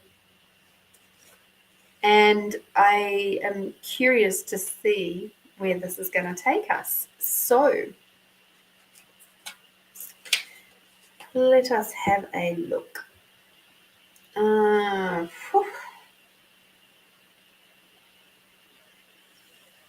Because, of course, being the Akash means that you're not dealing with swords and cups and things like that. You're dealing with scrolls, roses, forces, and keys. So let us have a look at the first one. I love when people make me, like for teams, make me use different stuff, which is really cool. So everything's in the upright position. There's 5 cards. So let us get going. We've got the Queen of Scrolls. A beautiful woman holds a scroll as she stands in front of a sunlit archway. Around her swells the energy of wisdom. Let me hold it a little bit closer for you. Wisdom, knowledge, and Akashic truth. When this card appears upright, she brings important information and inspiration to you. The Queen of Scrolls is a woman of higher mind who you may already know or you have yet to meet. Her purpose is to help you move through the entryway to a new level of wisdom and understanding. She could be a teacher to you in some way or offer friendship that could develop into a deeper love. Trying to do this one-handed is a fun task. Right. This woman could be helpful to you in some project requiring communication. She may be an author, a marketer, or a publisher. If you are a writer, she may be someone who assists you in getting published. The Queen of Scrolls could also represent you or a woman in your life getting a position in a field related to communication or academics, such as counseling, teaching, marketing, or publishing. This card indicates a phase of deepening understanding and a readiness to learn. It's the perfect time for personal growth and expansive learning, whether it's mind, body, or spirit-centered. Open the mysteries that are hidden in the Akashic scrolls and step through the door of knowledge.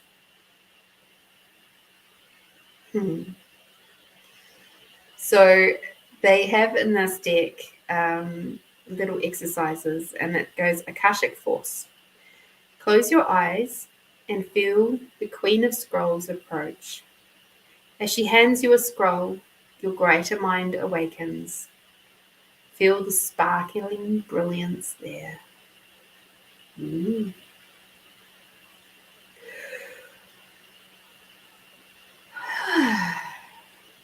Oh, lovely. Here's the first one.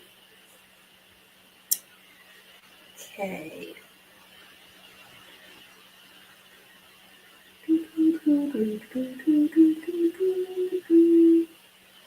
Cool.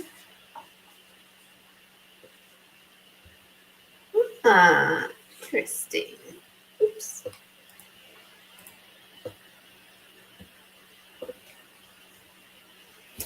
The next one that we've got is the Initiation and the Count Saint Germain.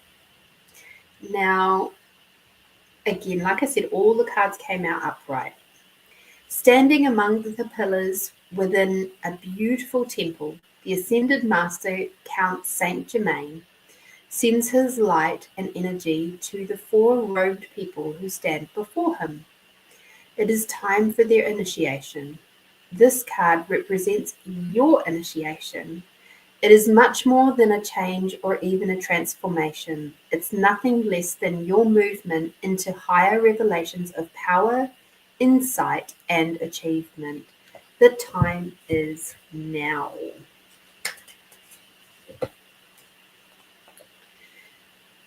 Some loss of lower vibration relationships, jobs, or activities may be required in order to lift you to the new heights and the power that await you. Your initiation can be aided by meditation and study, as well as by connecting to the Ascended Masters with whom you have worked for centuries upon centuries. Know that you have shared purposes and activities with the Masters, even if you aren't certain of what they are yet. The disciples you create now during your initiation and the work you do with the Masters will lift your service to the world and to all humankind. This is a time of enormous uplifting, first in your energy and evolution, then in your manifest outer reality. The power that you hold within will impact every part of your life. Your Akashic Force. Close your eyes once again and see yourself on the path of your initiation with the Count Saint Germain beside you.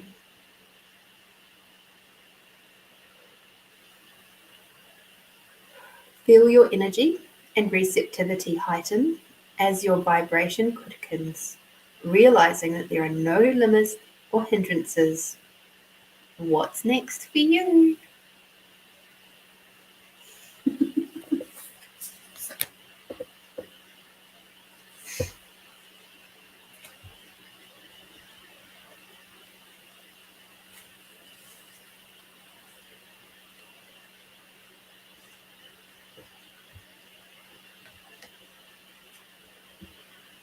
Our next major arcana card is the fated meeting.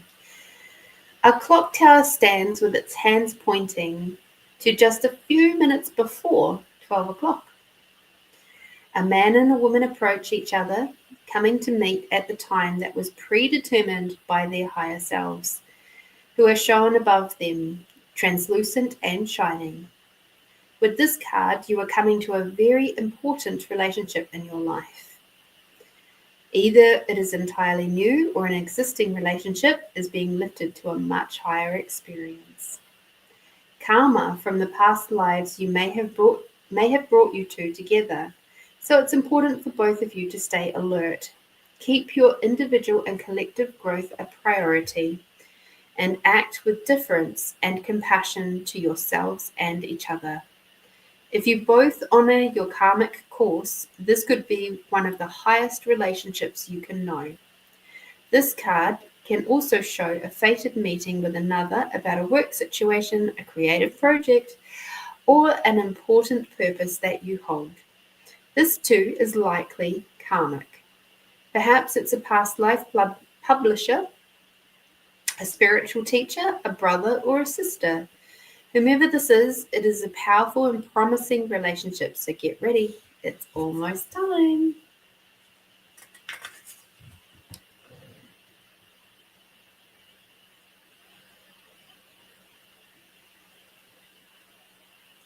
Ooh, okay.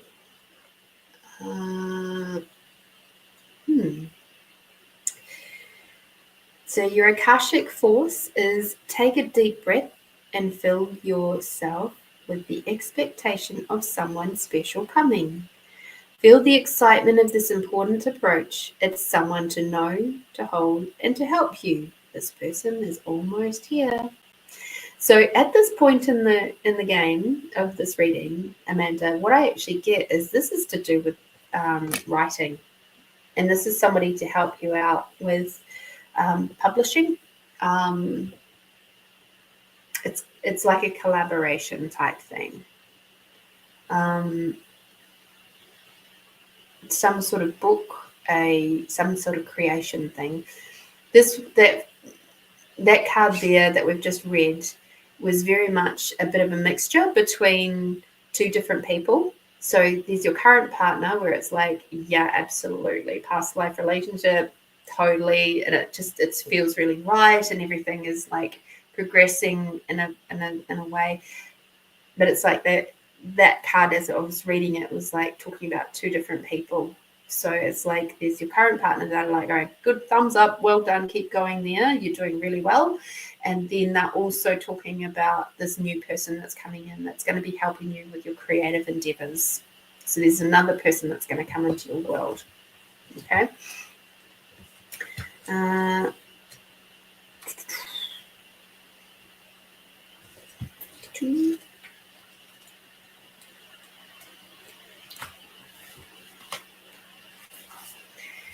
Your fourth card is the Seven of Roses, which is the journey. Pretty self-explanatory, I would have thought, but let's have a little read. A seaport teems with activity as cargo is loaded off and onto many different ships. Two women on a small tender boat are on their way to the great ship that will take them on their journey. Two men with their trunks and cases wait to follow. This card shows a time for a journey, a move, or a relocation. You may be taking your work or creative endeavors in a whole new direction, whether figuratively or in a new industry or literally to a new city. However this journey occurs, it is sure to take you to new places and greater opportunities. Although it may require leaving something safe behind, it is not the time for staying safe in the harbour. It is time for finding and exploring new worlds, so get packed. So I love that you're already on it, but I am also getting that this is that thing of the journey is part of your book. This is part of your creative process that you're doing, and the journey is a part of that, and it's going to be a massive inspiration for it. So your Akashic force in this one, close your eyes and see yourself embarking on a magical journey. Feel the movement swirl around you and anticipation fill you. Where do you wish to go? How would you like to get there? Well, I think you're doing pretty well with that already. This is all very interesting, considering I've not used these cards ever before.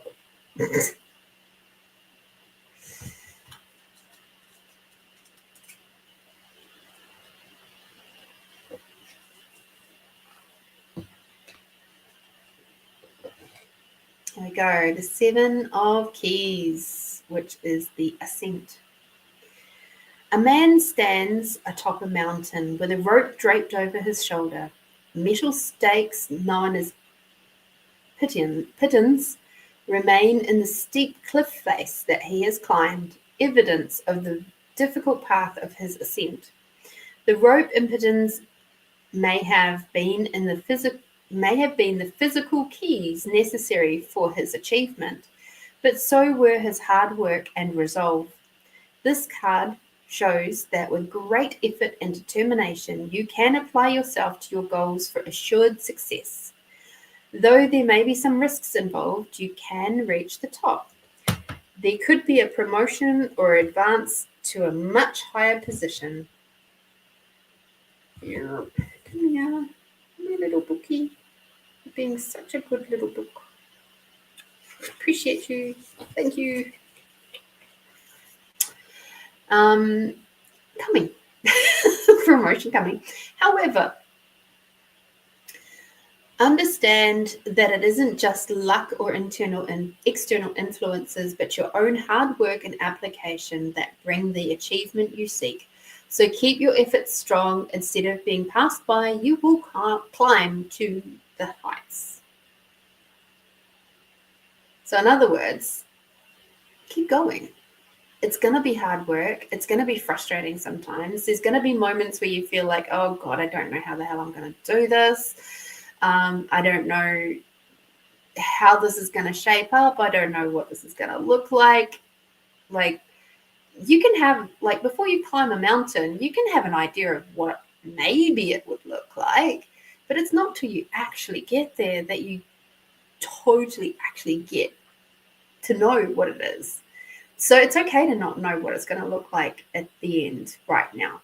It's okay to not know what your creation is going to be fully in its embodied form. But you can still work towards it. So the Akashic Force.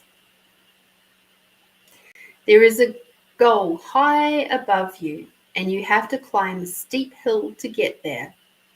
Close your eyes and feel filled with energy and enthusiasm for this goal.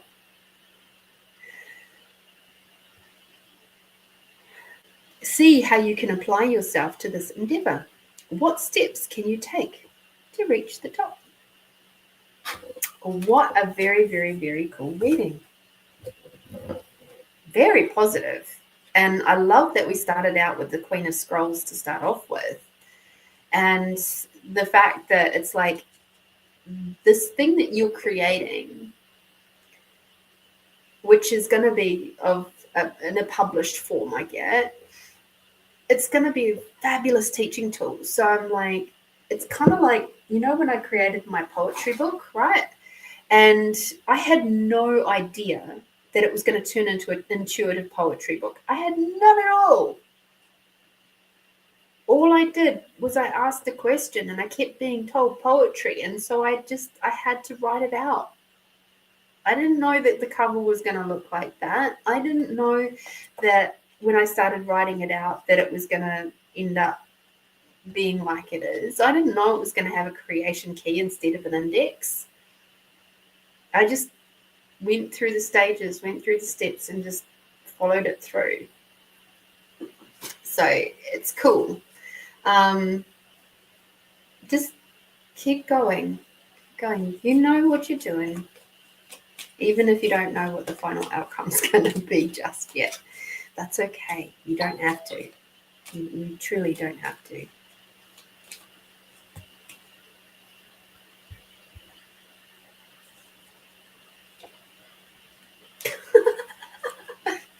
Oh, that's so funny. Your yummy card is Journey. Oh dear. So what I'm actually getting with this one is your creation is going to take people on a journey. And how that journey is going to look is going to depend on how it all comes out for you. But that's just really, really funny and cool. I love that. Oh dear. Well, thank you, Akashic Tarot, for your contribution tonight. Thank you so much, Amanda, for your very kind donation. I'm so incredibly grateful for you and your continued support of Find You Fridays and for me. I do appreciate it very much. Oh, how did I get so lucky? Oh, dear. So yeah, keep going. If it feels a bit weird or wonky or crunchy at times and you're like, oh, I really don't know, like, don't let your self-doubt creep in there, is basically what I was getting from that. Just keep moving forward. You'll be cool. You'll be all good. All right. I need to do Christine's. She's got a couple of little questions in there.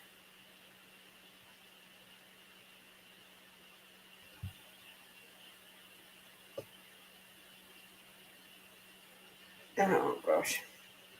And I don't think Christine is floating around at the moment, so I'm sure she'll come back and watch this later. Let's see. Got a money question. Which one? Okay. Oh.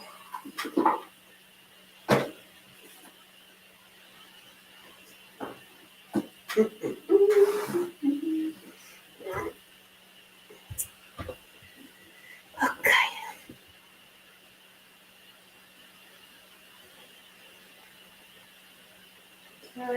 Yes.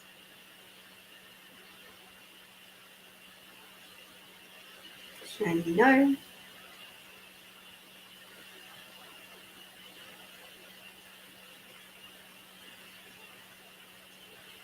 Thank you. Come back to neutral, please. So, truth, what will it create if Christine rents 2511 to Harrelson?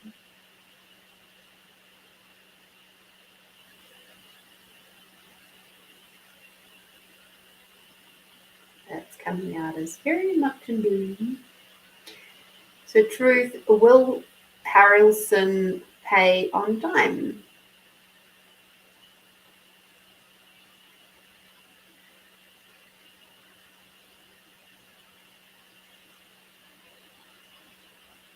That says no. Very, very straight up, no. All right. Next question is, will triangular aluminium soffits installation do a good job? So, truth, this one. Yep. Same pendulum. So that's cool. So, truth, will triangular aluminium soffits installation do a good job? That's subjective. Sorry. Truth, what will it create if triangular aluminium soffits do the installation?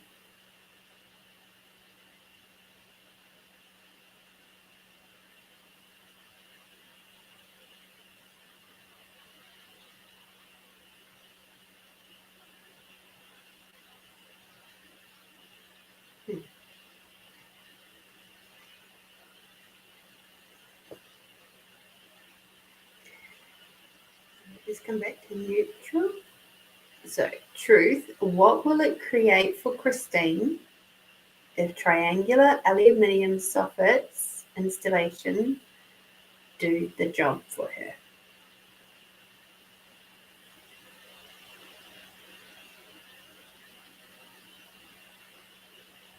Truth, what will it create in 1,000 years if triangular aluminium soffits installation do the job for her?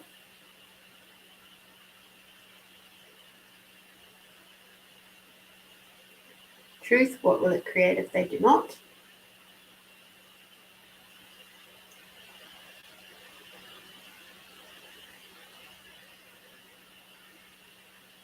Okay, cool. Yep. So, yep, triangular aluminium soffits are going to do a good job for you. Pendulum says yes. Go for it. All good. Thank you for your donation, Christine. I love your little questions. They're always fun.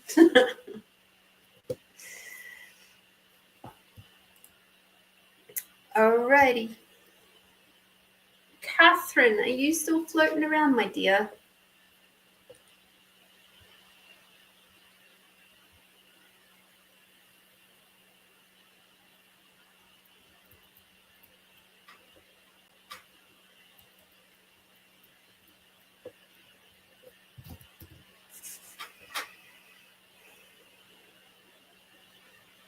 Hopefully you are.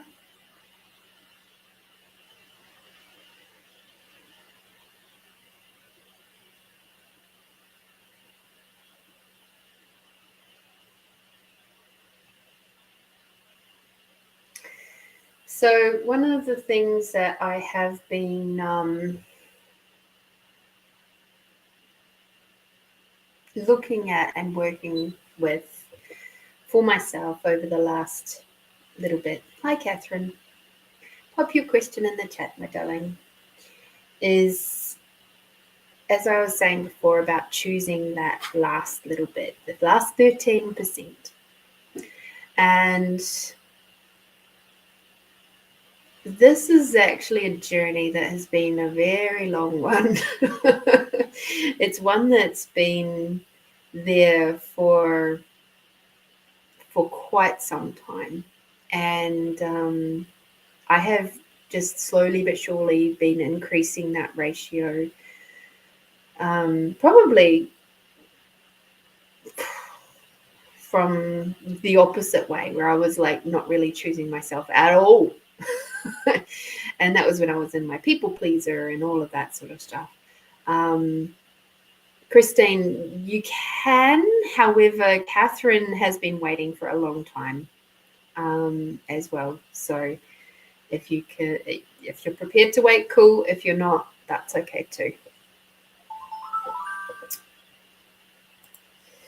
And one of the biggest things about what I have been uncovering lately is in that last little 13%, that is where these little moments of doubt sit. And I have discovered that because it's such a small ratio compared to the rest of how I am choosing myself, if somebody comes into my world that sort of shines a bit more of a stronger light on the things where it's like a bit of self-doubt or that sort of thing, it feels really fucking wonky. and I find myself getting quite cranky about it, and then like sending myself through the bloody ringer, and it's not helpful. It's really not. So currently that working on the trust of self to love those parts of me and that last 13%, even self-doubt, because sometimes the self-doubt helps to keep you grounded, I feel. It's even cool stuff like I've uncovered some aspects of belief systems that I thought were actually a positive, but it turns out they're actually a negative. And I will say more to it later. Like I'm still processing it through right now. But one of the things that came up was this thing that I've said about myself for a long time, and it's that it doesn't take much to keep me happy. And I spoke about it with one of my male friends the other day, and he goes, well, yeah, because, happiness is an inside job.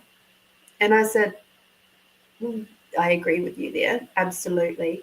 However, what this particular point of view does and belief system does is it means that I am literally telling whatever person I'm with, they don't have to try hard to be with me.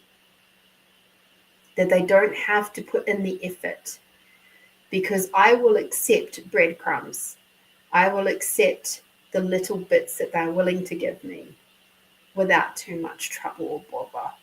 And I'll be like so super happy. But the reality is that's not true. And so then because it's not true, I get angry.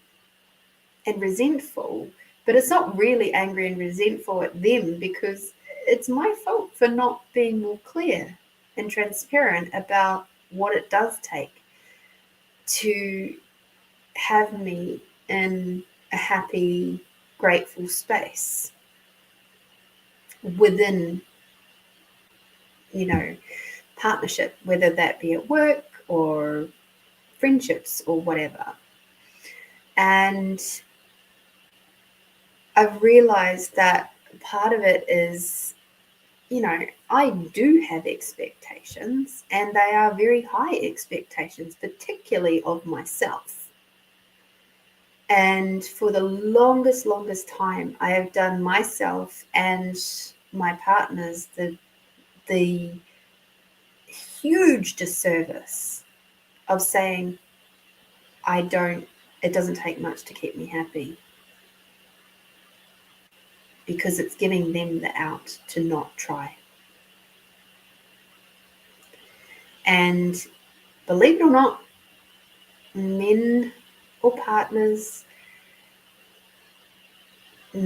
actually require the knowledge, the purpose to try hard, to do what is required to be in relationship with you, in partnership with you. And if you're not willing to express that, then they're not going to try.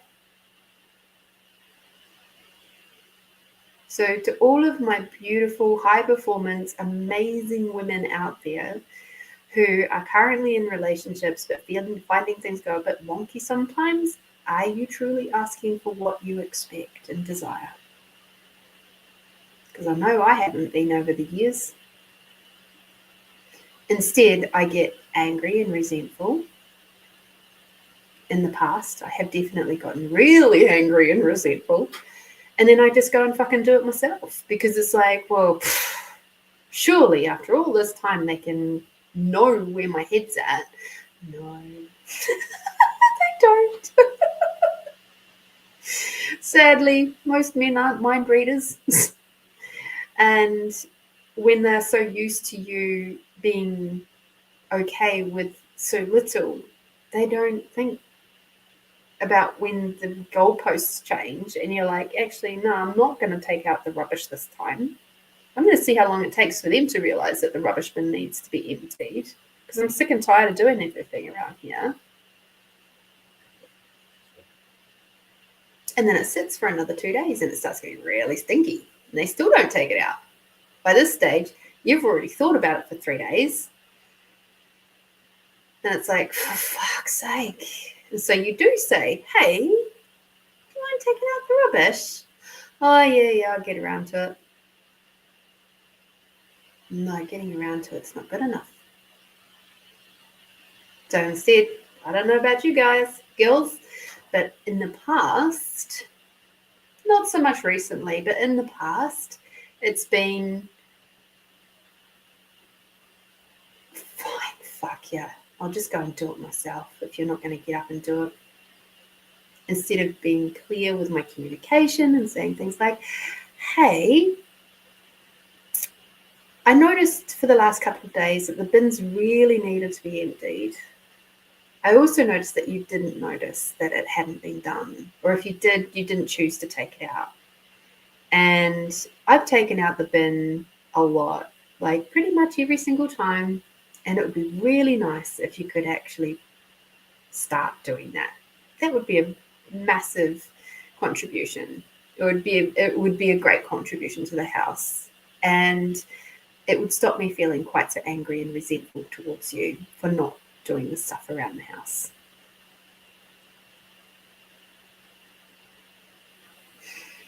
A little bit more clear.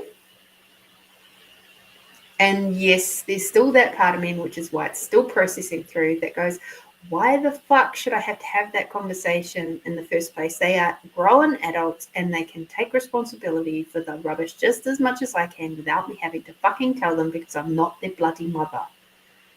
So this is where I'm at, just so that you can be clear. I'm working through this stuff too.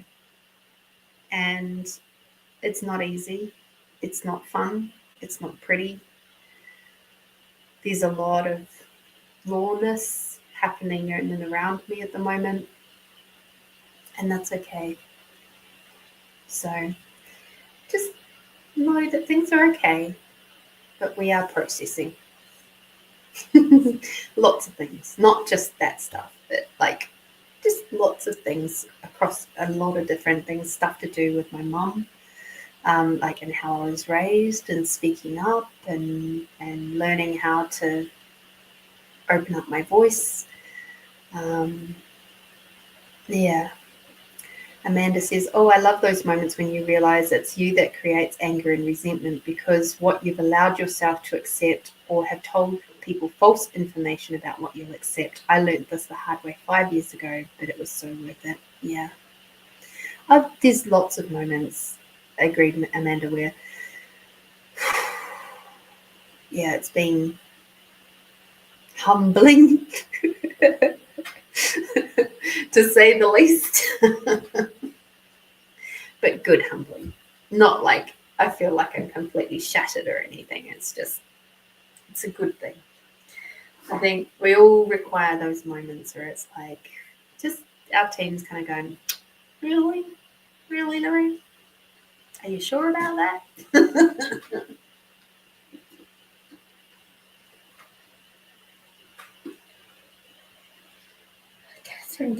Catherine, what cards are you choosing, my dear?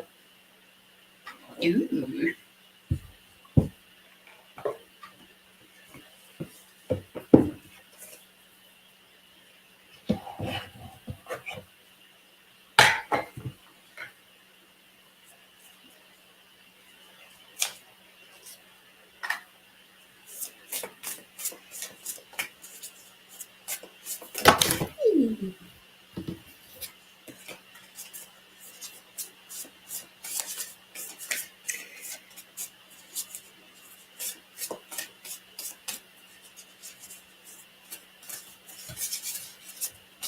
Yeah, having those like aha moments, particularly over the last couple of weeks, has been so profound. And I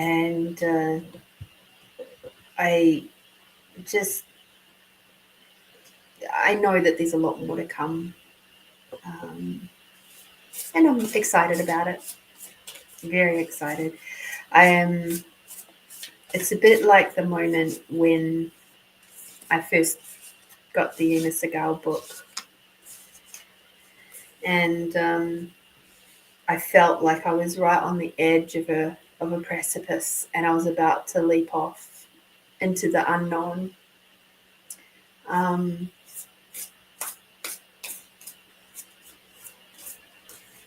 With this book in hand, not knowing where I was going to go, because at that stage I hadn't done energy healing. I didn't know that I was even at that stage particularly psychically inclined.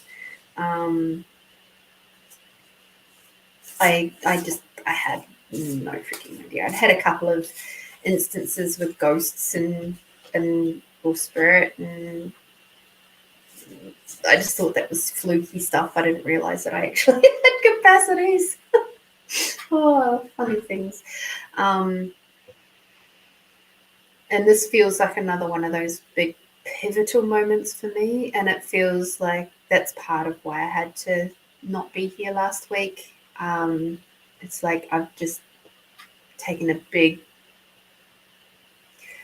I don't want to say a big kick to the guts as such, because it's not that. It's like it's a big redirect of energy, and I'm having to sit with it, and I'm having to process it, and I'm having to sort of very gently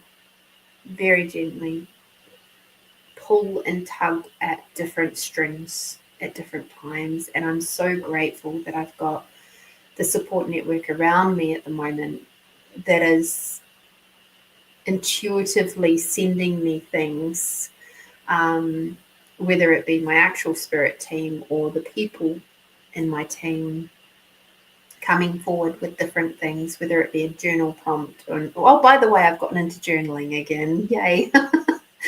But very specific journaling around this healing process. I'm not just journaling my day. I'm not doing the old, well, today I went off to work and I did this client and this client, and then I came home and I did 4 loads of washing and I did blah, blah, blah, blah, blah. Like, not that kind of boring journaling. Like, that's not the type of journaling that I'm choosing to do. This is about really specific questions relating to this healing progression, and it's been very profound so far. And I'm so super grateful. Even I have to give credit to the glimmers, the glimmer moments. So it's kind of like a gratitude practice, but it's more of just identifying those lighter, more safe moments in my world where I'm just like, where I can just breathe, take a deep breath. Amanda said it was hard for me to accept it was me who needed to do work, not the men I was picking. Well, I'm sure they did too, but not for me, for them. I needed to do the work on me to believe I deserved the things that I wanted and pick the people who are willing to give me the things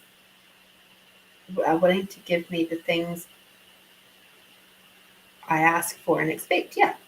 It was hard for me to allow myself to believe I was allowed to expect things. I know you understand childhood society and so forth. Yes. Yes, Amanda. 110% agree. I think there's that conversation around expectations.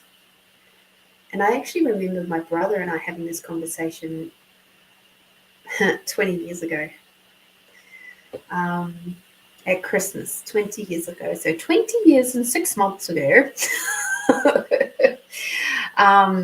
Funny. And we had this conversation about making sure that your expectations and your partner's expectations are the same thing. The irony is that he was having this conversation with me and had absolutely no fucking idea that his partner's expectations were completely different to his own.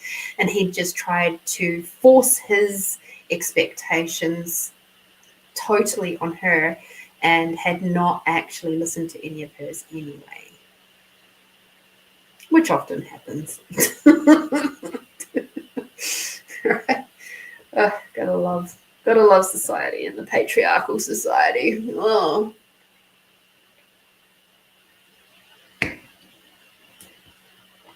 Go the patriarchy.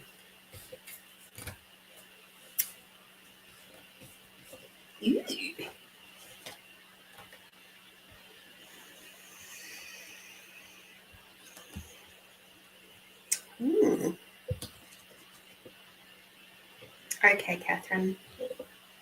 Thank you for waiting. I appreciate that.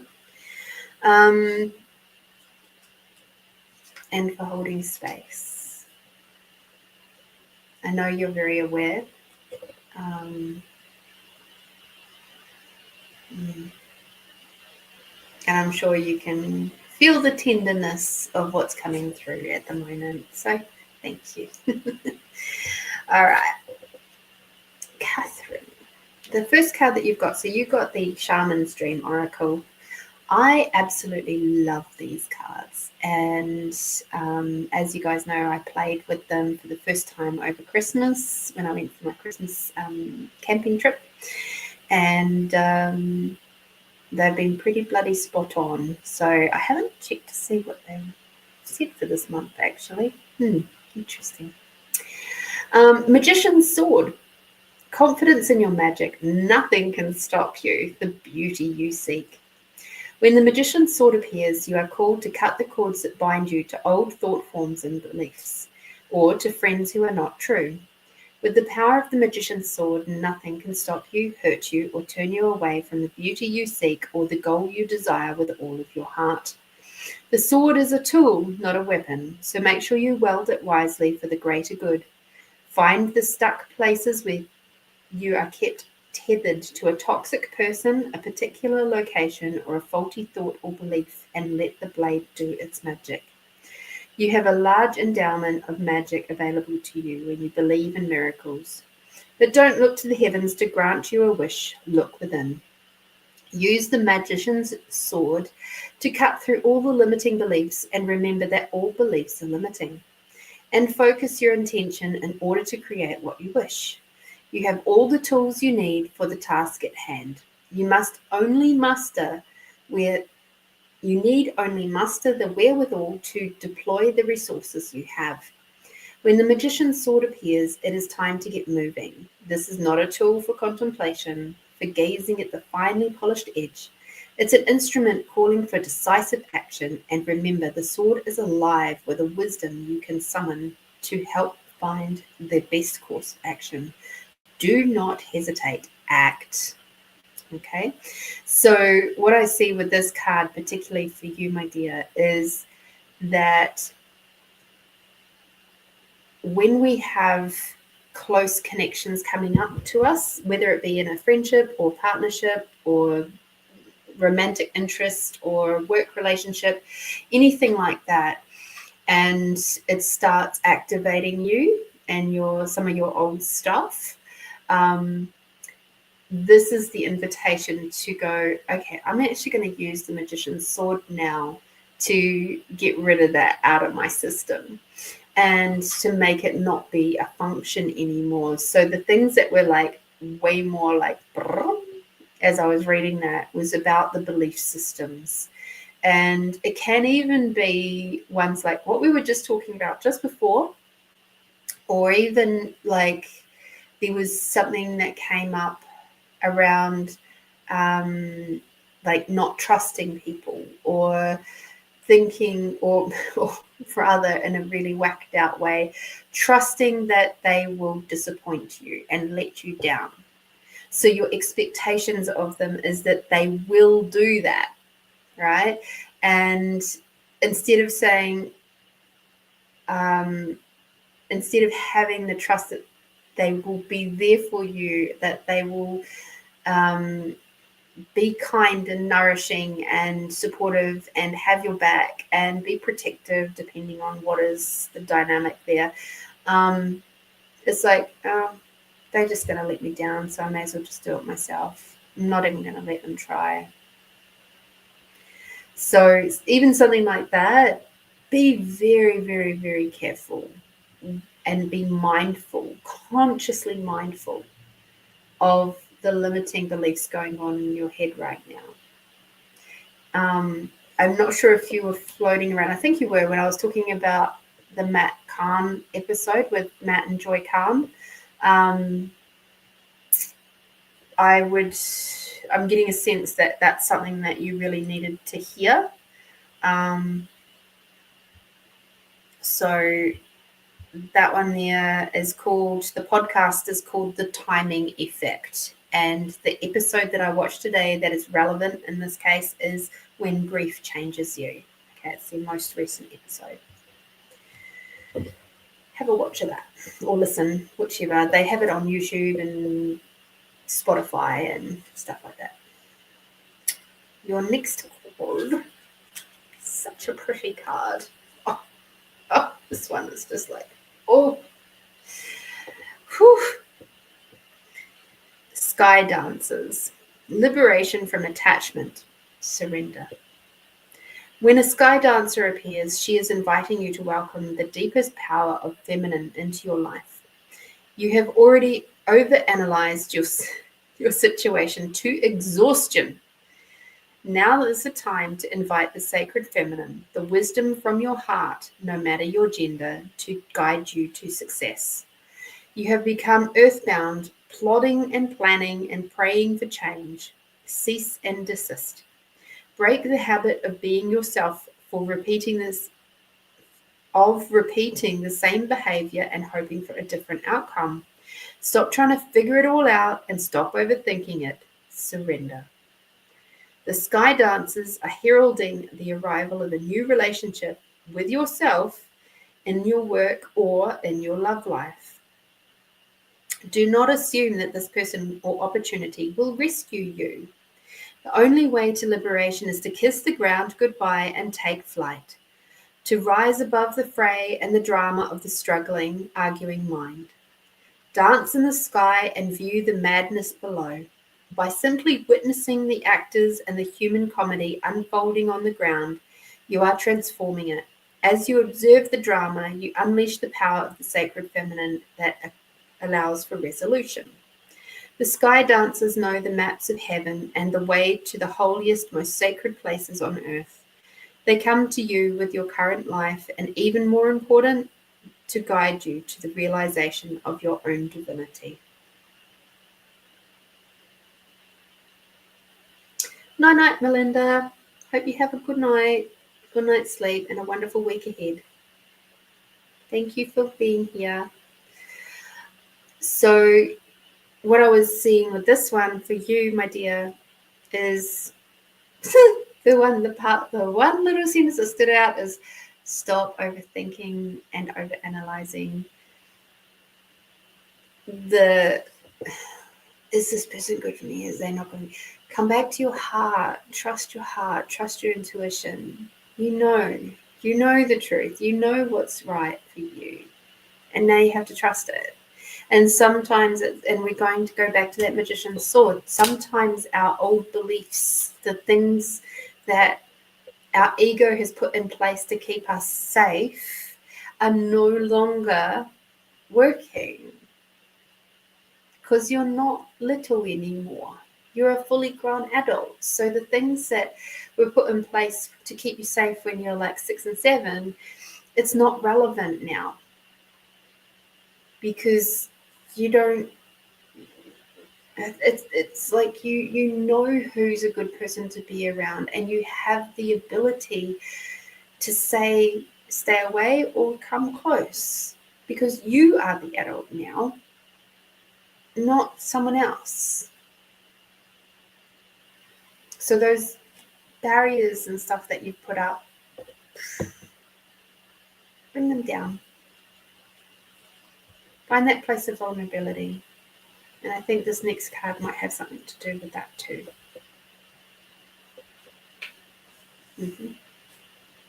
So this person that you're going about, or people, they're showing you these parts of you. The root girl, the disowned self, hidden beauty, and the need for acceptance and love.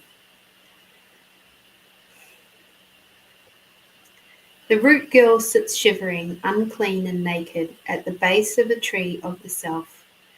She is unloved, unwanted, and shunned for her deformities. She has no home, but is safe burrowing underground to dwell near the deepest roots of this sacred tree. Who is she to you? Could this urchin be one part of you that, reintegrated, can lead you to wholeness and true purpose? This is a part of you, the embodiment of a deeply flawed perception of your failures, manifesting as guilt and shame. When you project envy onto others, or any emotion or instinct that you've learned to repress or deem unnatural, it is this homeless child self crying for attention, acceptance, and love. You want to lash out, ignore it, push it aside, all the while refusing to acknowledge this ugly quality as belonging to you. But if only you would look into the root girl's eyes and see the beauty and the unmet need, your unmet need, you would realize that this part of you asks for your compassion and understanding. This part of you was born when you were wounded and were conditioned to believe that you are not whole, that your expression of self is somehow too much or too little. You may have even inherited this creature from your ancestors. However, it was this child self however it was that this child self came to be curled up at the roots of your sacred tree self. It's time to welcome her into your heart. When you do, everything you've been searching for becomes illuminated. Your path lights up with renewed purpose. When you come to love Root Girl and claim her as your own, accepting her and your humanity, she is transformed just as you are. Then all manner of magic begins to arrive in abundant form. Look for the beauty.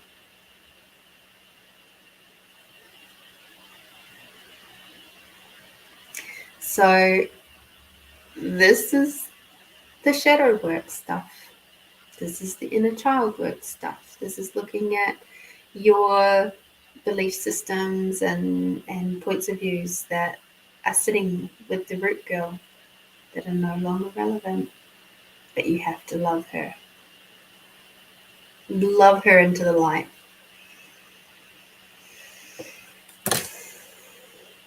Because that way you can start playing with the sky dancers.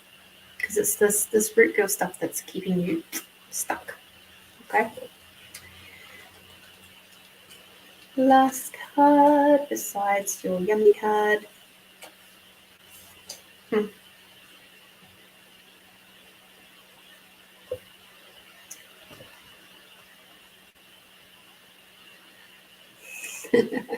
Amanda's just said, I just fell in love with the root girl.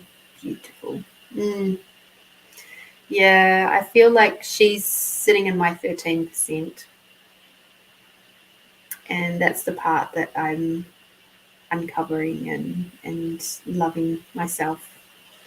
I think most of her I've sort of grown to love. There's just a little bit still sitting there. Winter's Dream, Gestation Period, Sanctuary, and Conscious Awareness. Oh, yeah. She's definitely sitting in my 13%. The Winter's Dream is a summons to go within. Your life force longs to turn inward. Like the sap of trees returning to the roots, cast your gaze towards deep hidden places in your heart. Come to rest again in the sanctuary and the safety of your soul. Be at peace, basking in your crystalline clarity in that quiet place. This is not hibernation. Do not fall asleep. Take your quiet, wakeful nature with you into the stillness and know that you are replenishing your life force. Trust that the deeply buried seeds inside your soul, the ones you planted even before you were born, were stirring softly. Ready to awaken with the spring, but do not try to rouse them early. Instead, surrender to the quiet of Winter's Dream. Winter's Dream can lull you into slumber where you lose consciousness and become caught in the nightmare. Awaken, awaken! Find that easy return to wakefulness that brings you clarity. This is the time to set your priorities in order, yet not act on any of them. Allow the clarity, the transparency that comes with the Winter's Dream to permeate your heart and soul. The time for action will come later. Remember that all things are born of dreams, and your task is to wake up within the dream to lucidly guide it to your chosen destination. So, your team is giving you some very specific things to look at.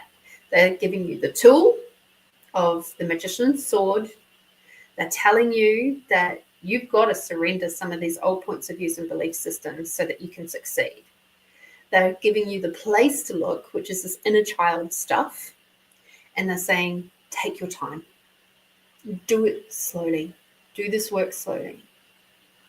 And try not to rush it, because it's like this is one of those magical times in your life and in the collective world where there is so much happening around us that is conducive to helping us to go through this healing time as a collective, moving forward so that we can do this vital work so we don't pass it on to ourselves in our next life or keep permeating it out as energy throughout the collective.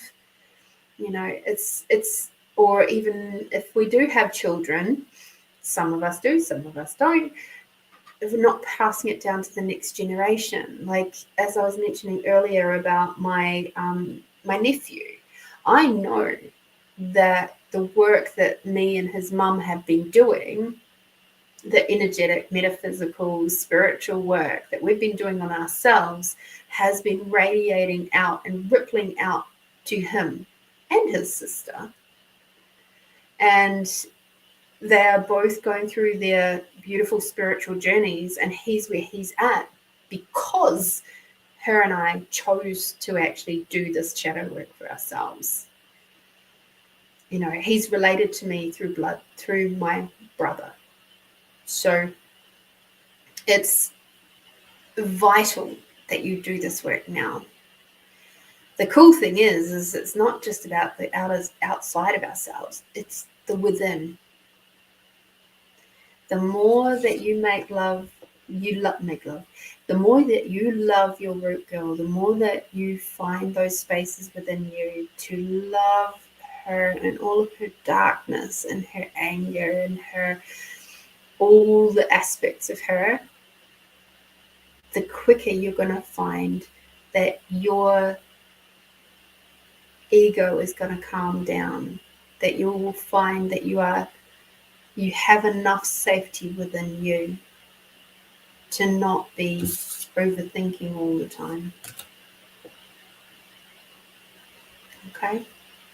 And you can just surrender to the process and not be push.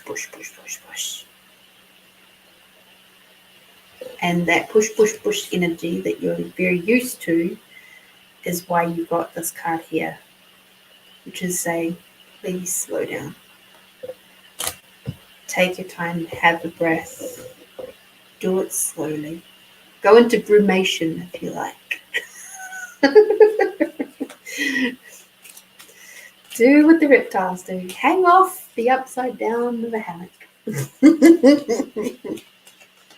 That's what my python did this week. She decided that was the best place to sleep. Just hanging off upside down, not fully on her hammock. No, she's not looking for food. She's not hungry. She's in brumation. I have no idea why she did that. But anyway. This time is asking you to be tender with yourself. Recognize that this is a time of tenderness and that there are people that are around you that are activating these aspects within yourself so that you can look at them and heal them. Okay? Thank you so much for your beautiful, kind donation, Catherine. I'm so grateful for you. Thank you for being here. Thank you for listening. And thank you for supporting Find You Fridays. Thank you for supporting me. So grateful.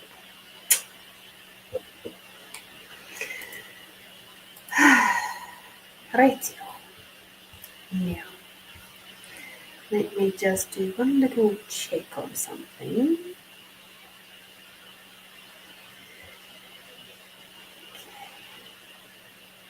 Okay. Apparently, Christine asked one more question. Right, here it is.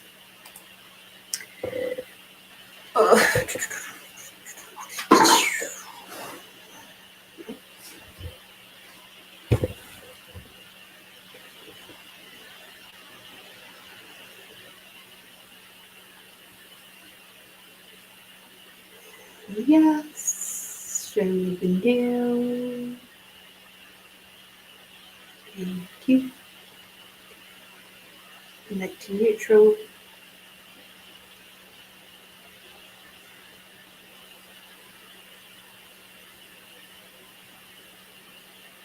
So truth, what will it create if Christine rents 2511 to Madison?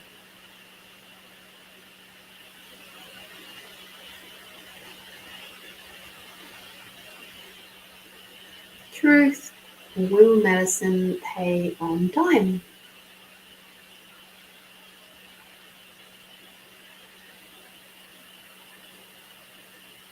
Truth, will Madison look after the property?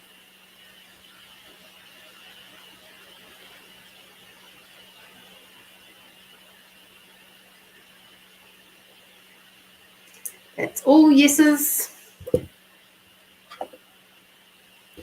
So medicine is, according to the crystal and according to the pendulum, is going to be a good fit. But again, I always refer you back to your own intuition and your own awareness, please, Christine, to know what is true for you. And if you feel like she's a good fit, great. Fantastic. Thank you so much for your little questions, Christine. Super grateful for you.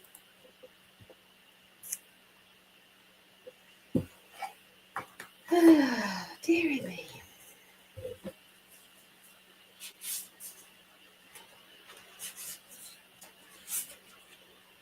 Yeah.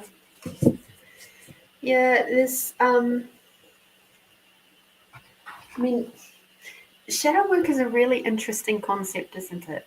Like, I've done a lot of healing work over the years, and I'm super grateful for it, even though some of it was very, very full on, very fast, and because it was way more masculine as well. And that was the other thing that I had to learn, was that the healing work that I require to do now has to be more of a feminine flavor. So even when I was doing my big feminine journey back 5 years ago, it was still with a bit of masculine flavor to it, which was completely appropriate for the time, because I was coming out of a very heavily masculine flavor to all of my healing journey. So then it was like moving through into this feminine journey, feminine discovery journey. And then it was like still with a lot of the, dare I say it, forcefulness of the masculine energy in there too, which I'm only just starting to realize now. But it was perfect. It was perfect for that time. I resonated with it, and I could understand that, and I felt comfortable with it. And now I'm on like the way more soft and more gentle aspects of the feminine journey.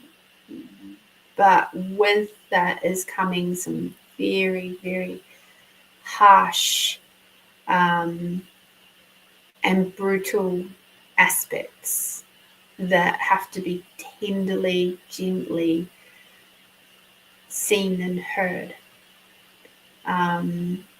Things around abuse and neglect and stuff, like not just from this lifetime, it's from past lifetimes and stuff like that, which has been very shocking to the system. And it's something that I have to take my time with this time.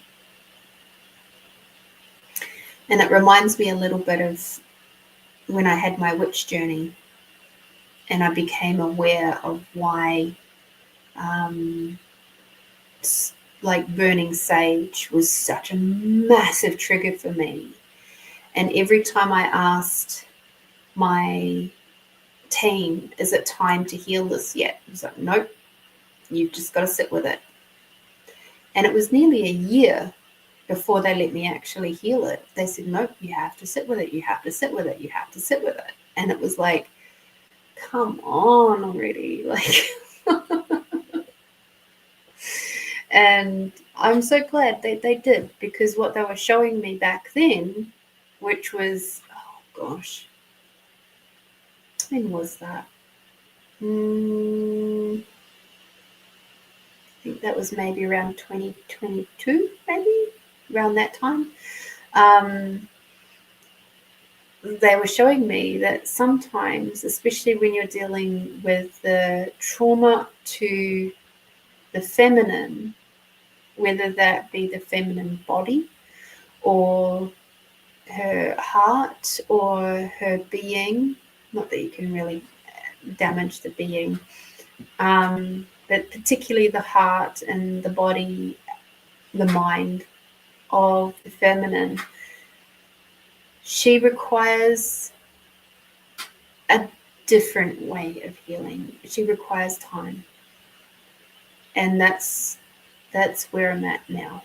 It's like I'm super aware of how much my body shows me on a day-to-day, minute-to-minute basis.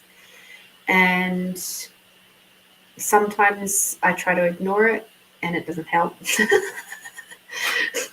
It might help me get through my day, but it doesn't help with the healing.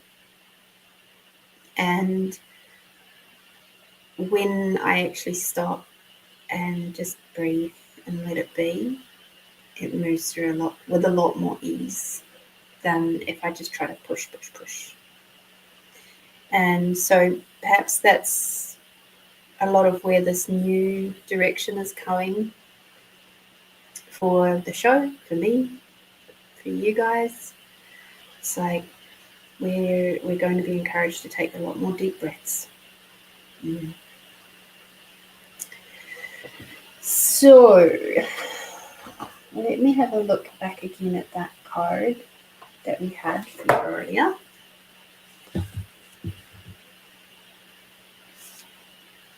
We're going to keep this meditation a little bit quick because I'm about done. So we're going to go back to this Awaken Your Vulnerability card from the reading earlier today.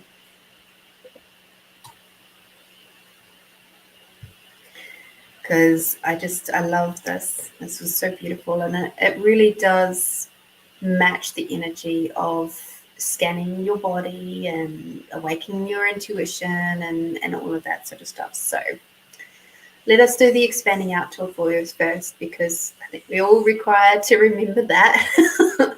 So close your eyes. Take a big deep breath in. All the way down to the bottom of your belly. And breathing out.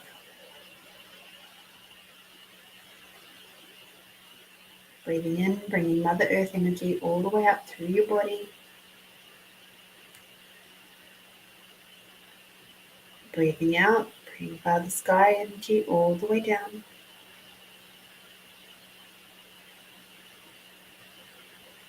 Breathing in, bringing Mother Earth and the unconditional love all the way up.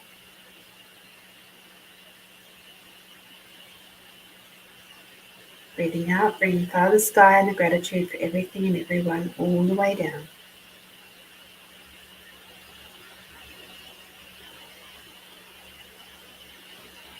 Expanding out your awareness in a big bubble all around you, up into the sky and down into the earth. Expanding out your awareness bubble, out beyond the size of the home that you're in, beyond the size of the country, beyond the size of the planet. Expanding out your awareness, out beyond the size of the solar system, beyond the size of the galaxies, and beyond the size of the universes.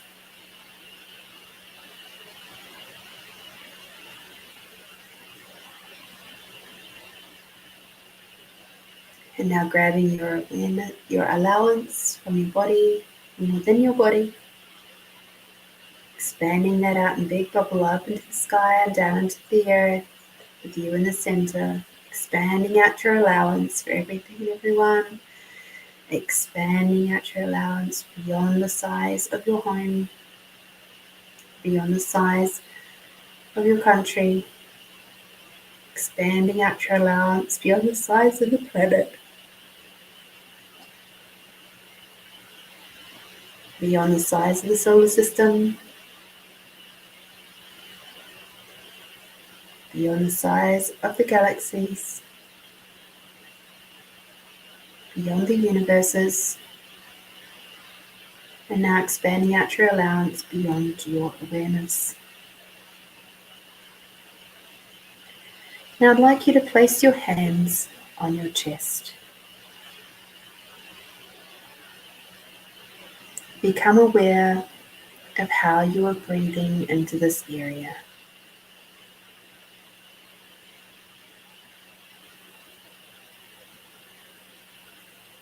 Place one hand on your chest and the other one on your belly.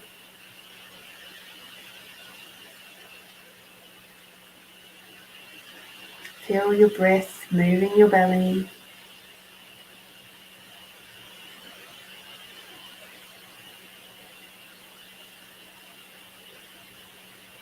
And feel the warmth of your heart.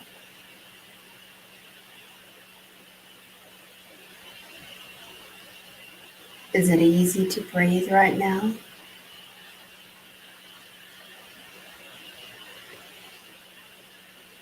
Become aware of how you are breathing into these areas.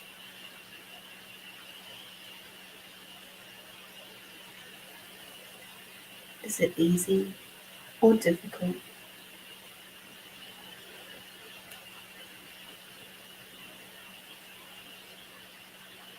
Turning your attention to your heart.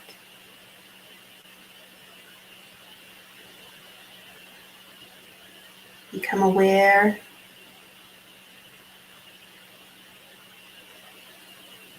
of any protective barriers that you have around your heart.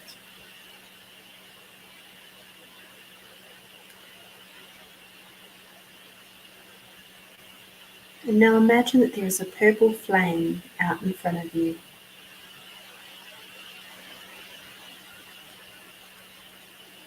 Imagine that you can hear music that touches you.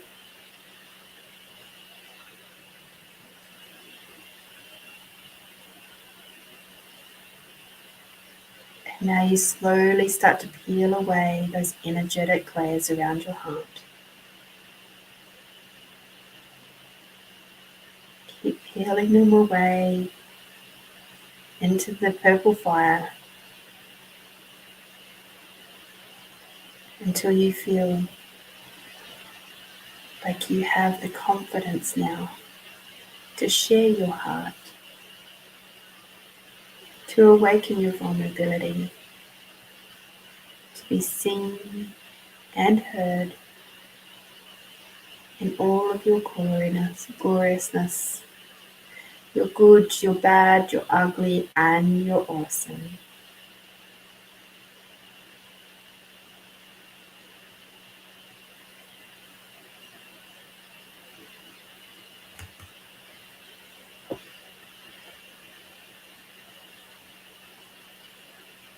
As you're uncovering those layers and sending them out into the purple flame, you start to uncover the root girl who's sitting at the bottom of your heart, hidden in the darkness, hidden in the shadows. And as you peel away these layers, starting to shine the light of unconditional love, which is coming up through your body from Mother Earth,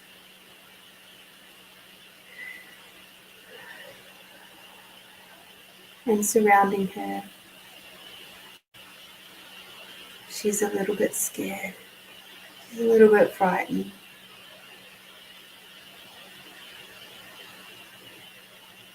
This is all part of the vulnerability too.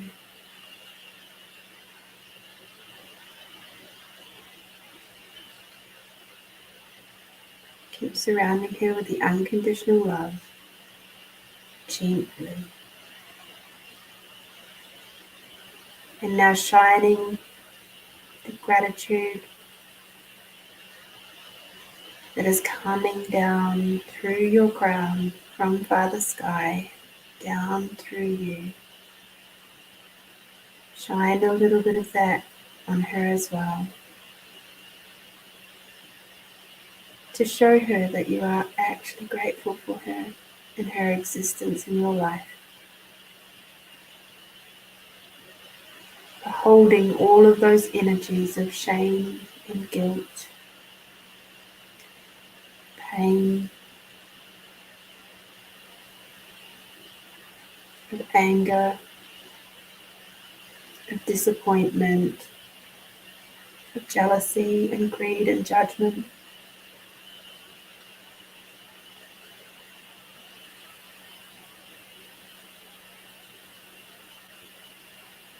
Thank her for holding all of that for you till you were ready to see it.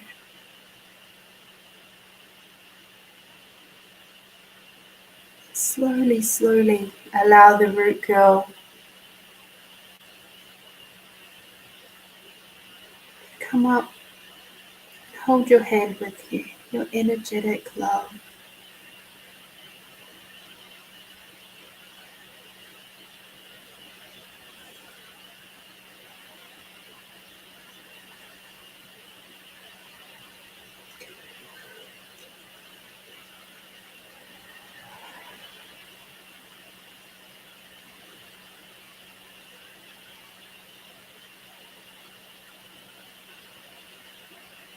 As you hold her,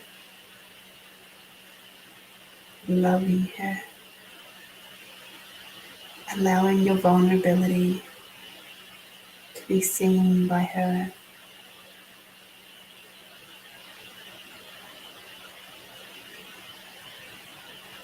The root girl starts to blossom.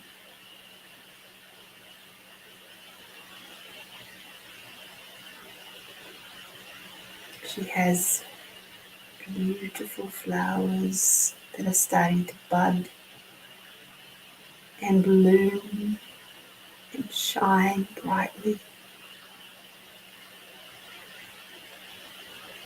And as she transforms into the most beautiful aspect of yourself that you've ever witnessed, you realize that within the root girl was your tenacity, your strength,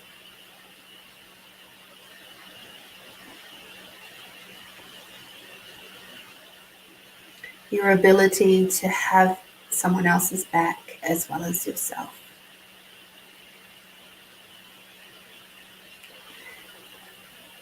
She was the one that was helping you to have confidence in all those unknown places, because she was taking your fear and holding on to those fears.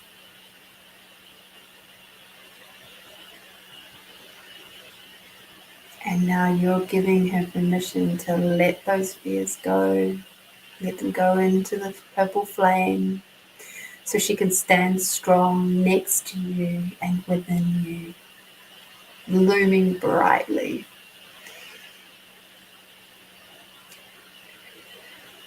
And she is just the most beautiful thing that you have ever witnessed in your entire life. With all of her crooked branches and twisted limbs.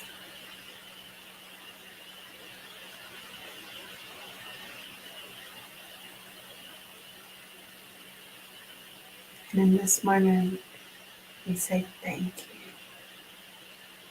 Thank you for your courage. Thank you for your bravery. And thank you for holding so much space for me when I didn't even consciously realize that that's what you were doing. Thank you. Thank you. Thank you.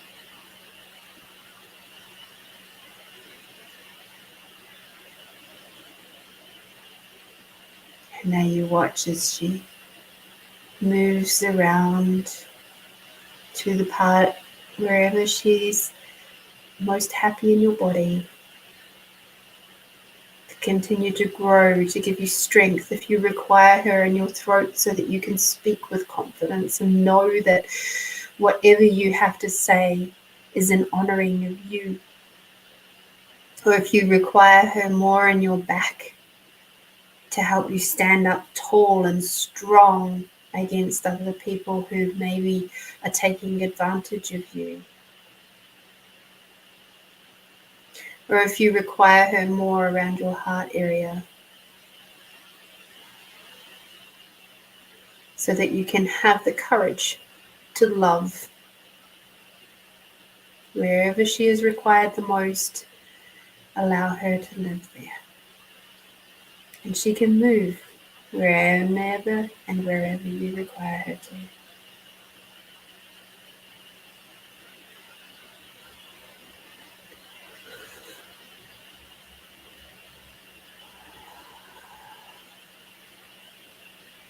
Take a big, big, deep breath in.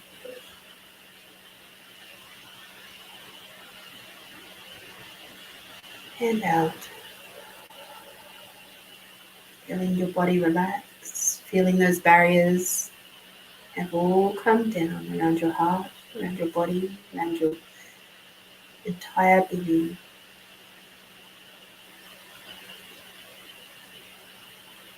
As you breathe in with Mother Earth this time, feel how different your body feels. And as you breathe out with Father Sky moving all the way down through your body, feel how differently you're receiving the Father Sky energy now.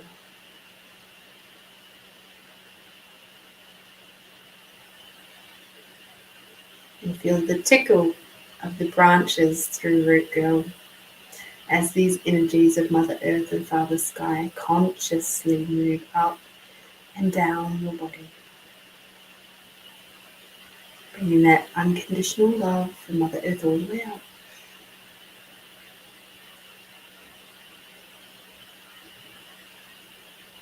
And now bring Father Sky and the gratitude for everything and everyone all the way down, and just feel Root Girl just beaming. So big.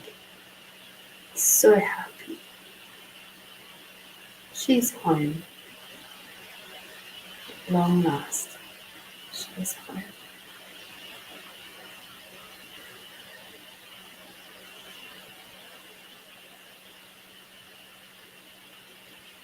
Moving your hands away so that they are relaxed now. You're standing underneath the big, beautiful waterfall and just letting the water move over and through your body.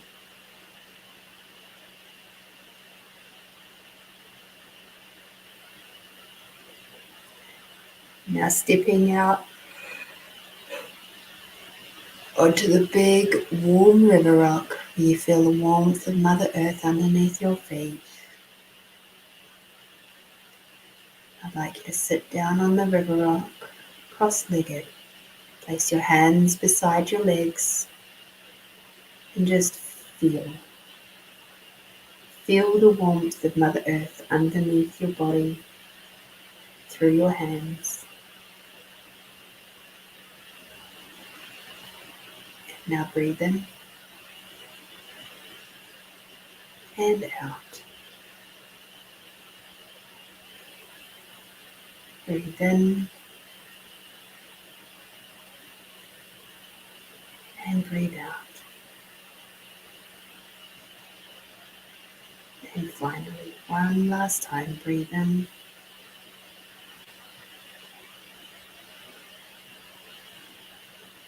and breathe out.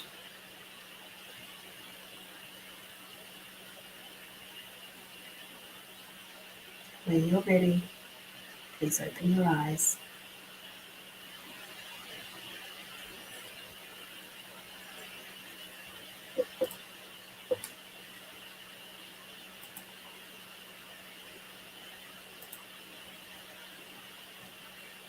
Please remember to have some water now. Please remember you might require a little bit of salt.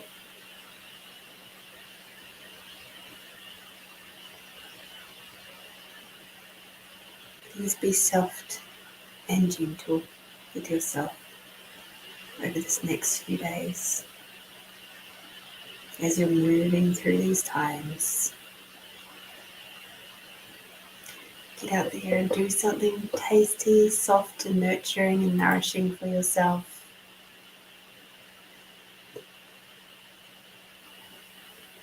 And until I see you next week, be bold, be brave, and be you, my beautiful friend. I love you, I adore you, and thank you so much for being here. We'll see you next week.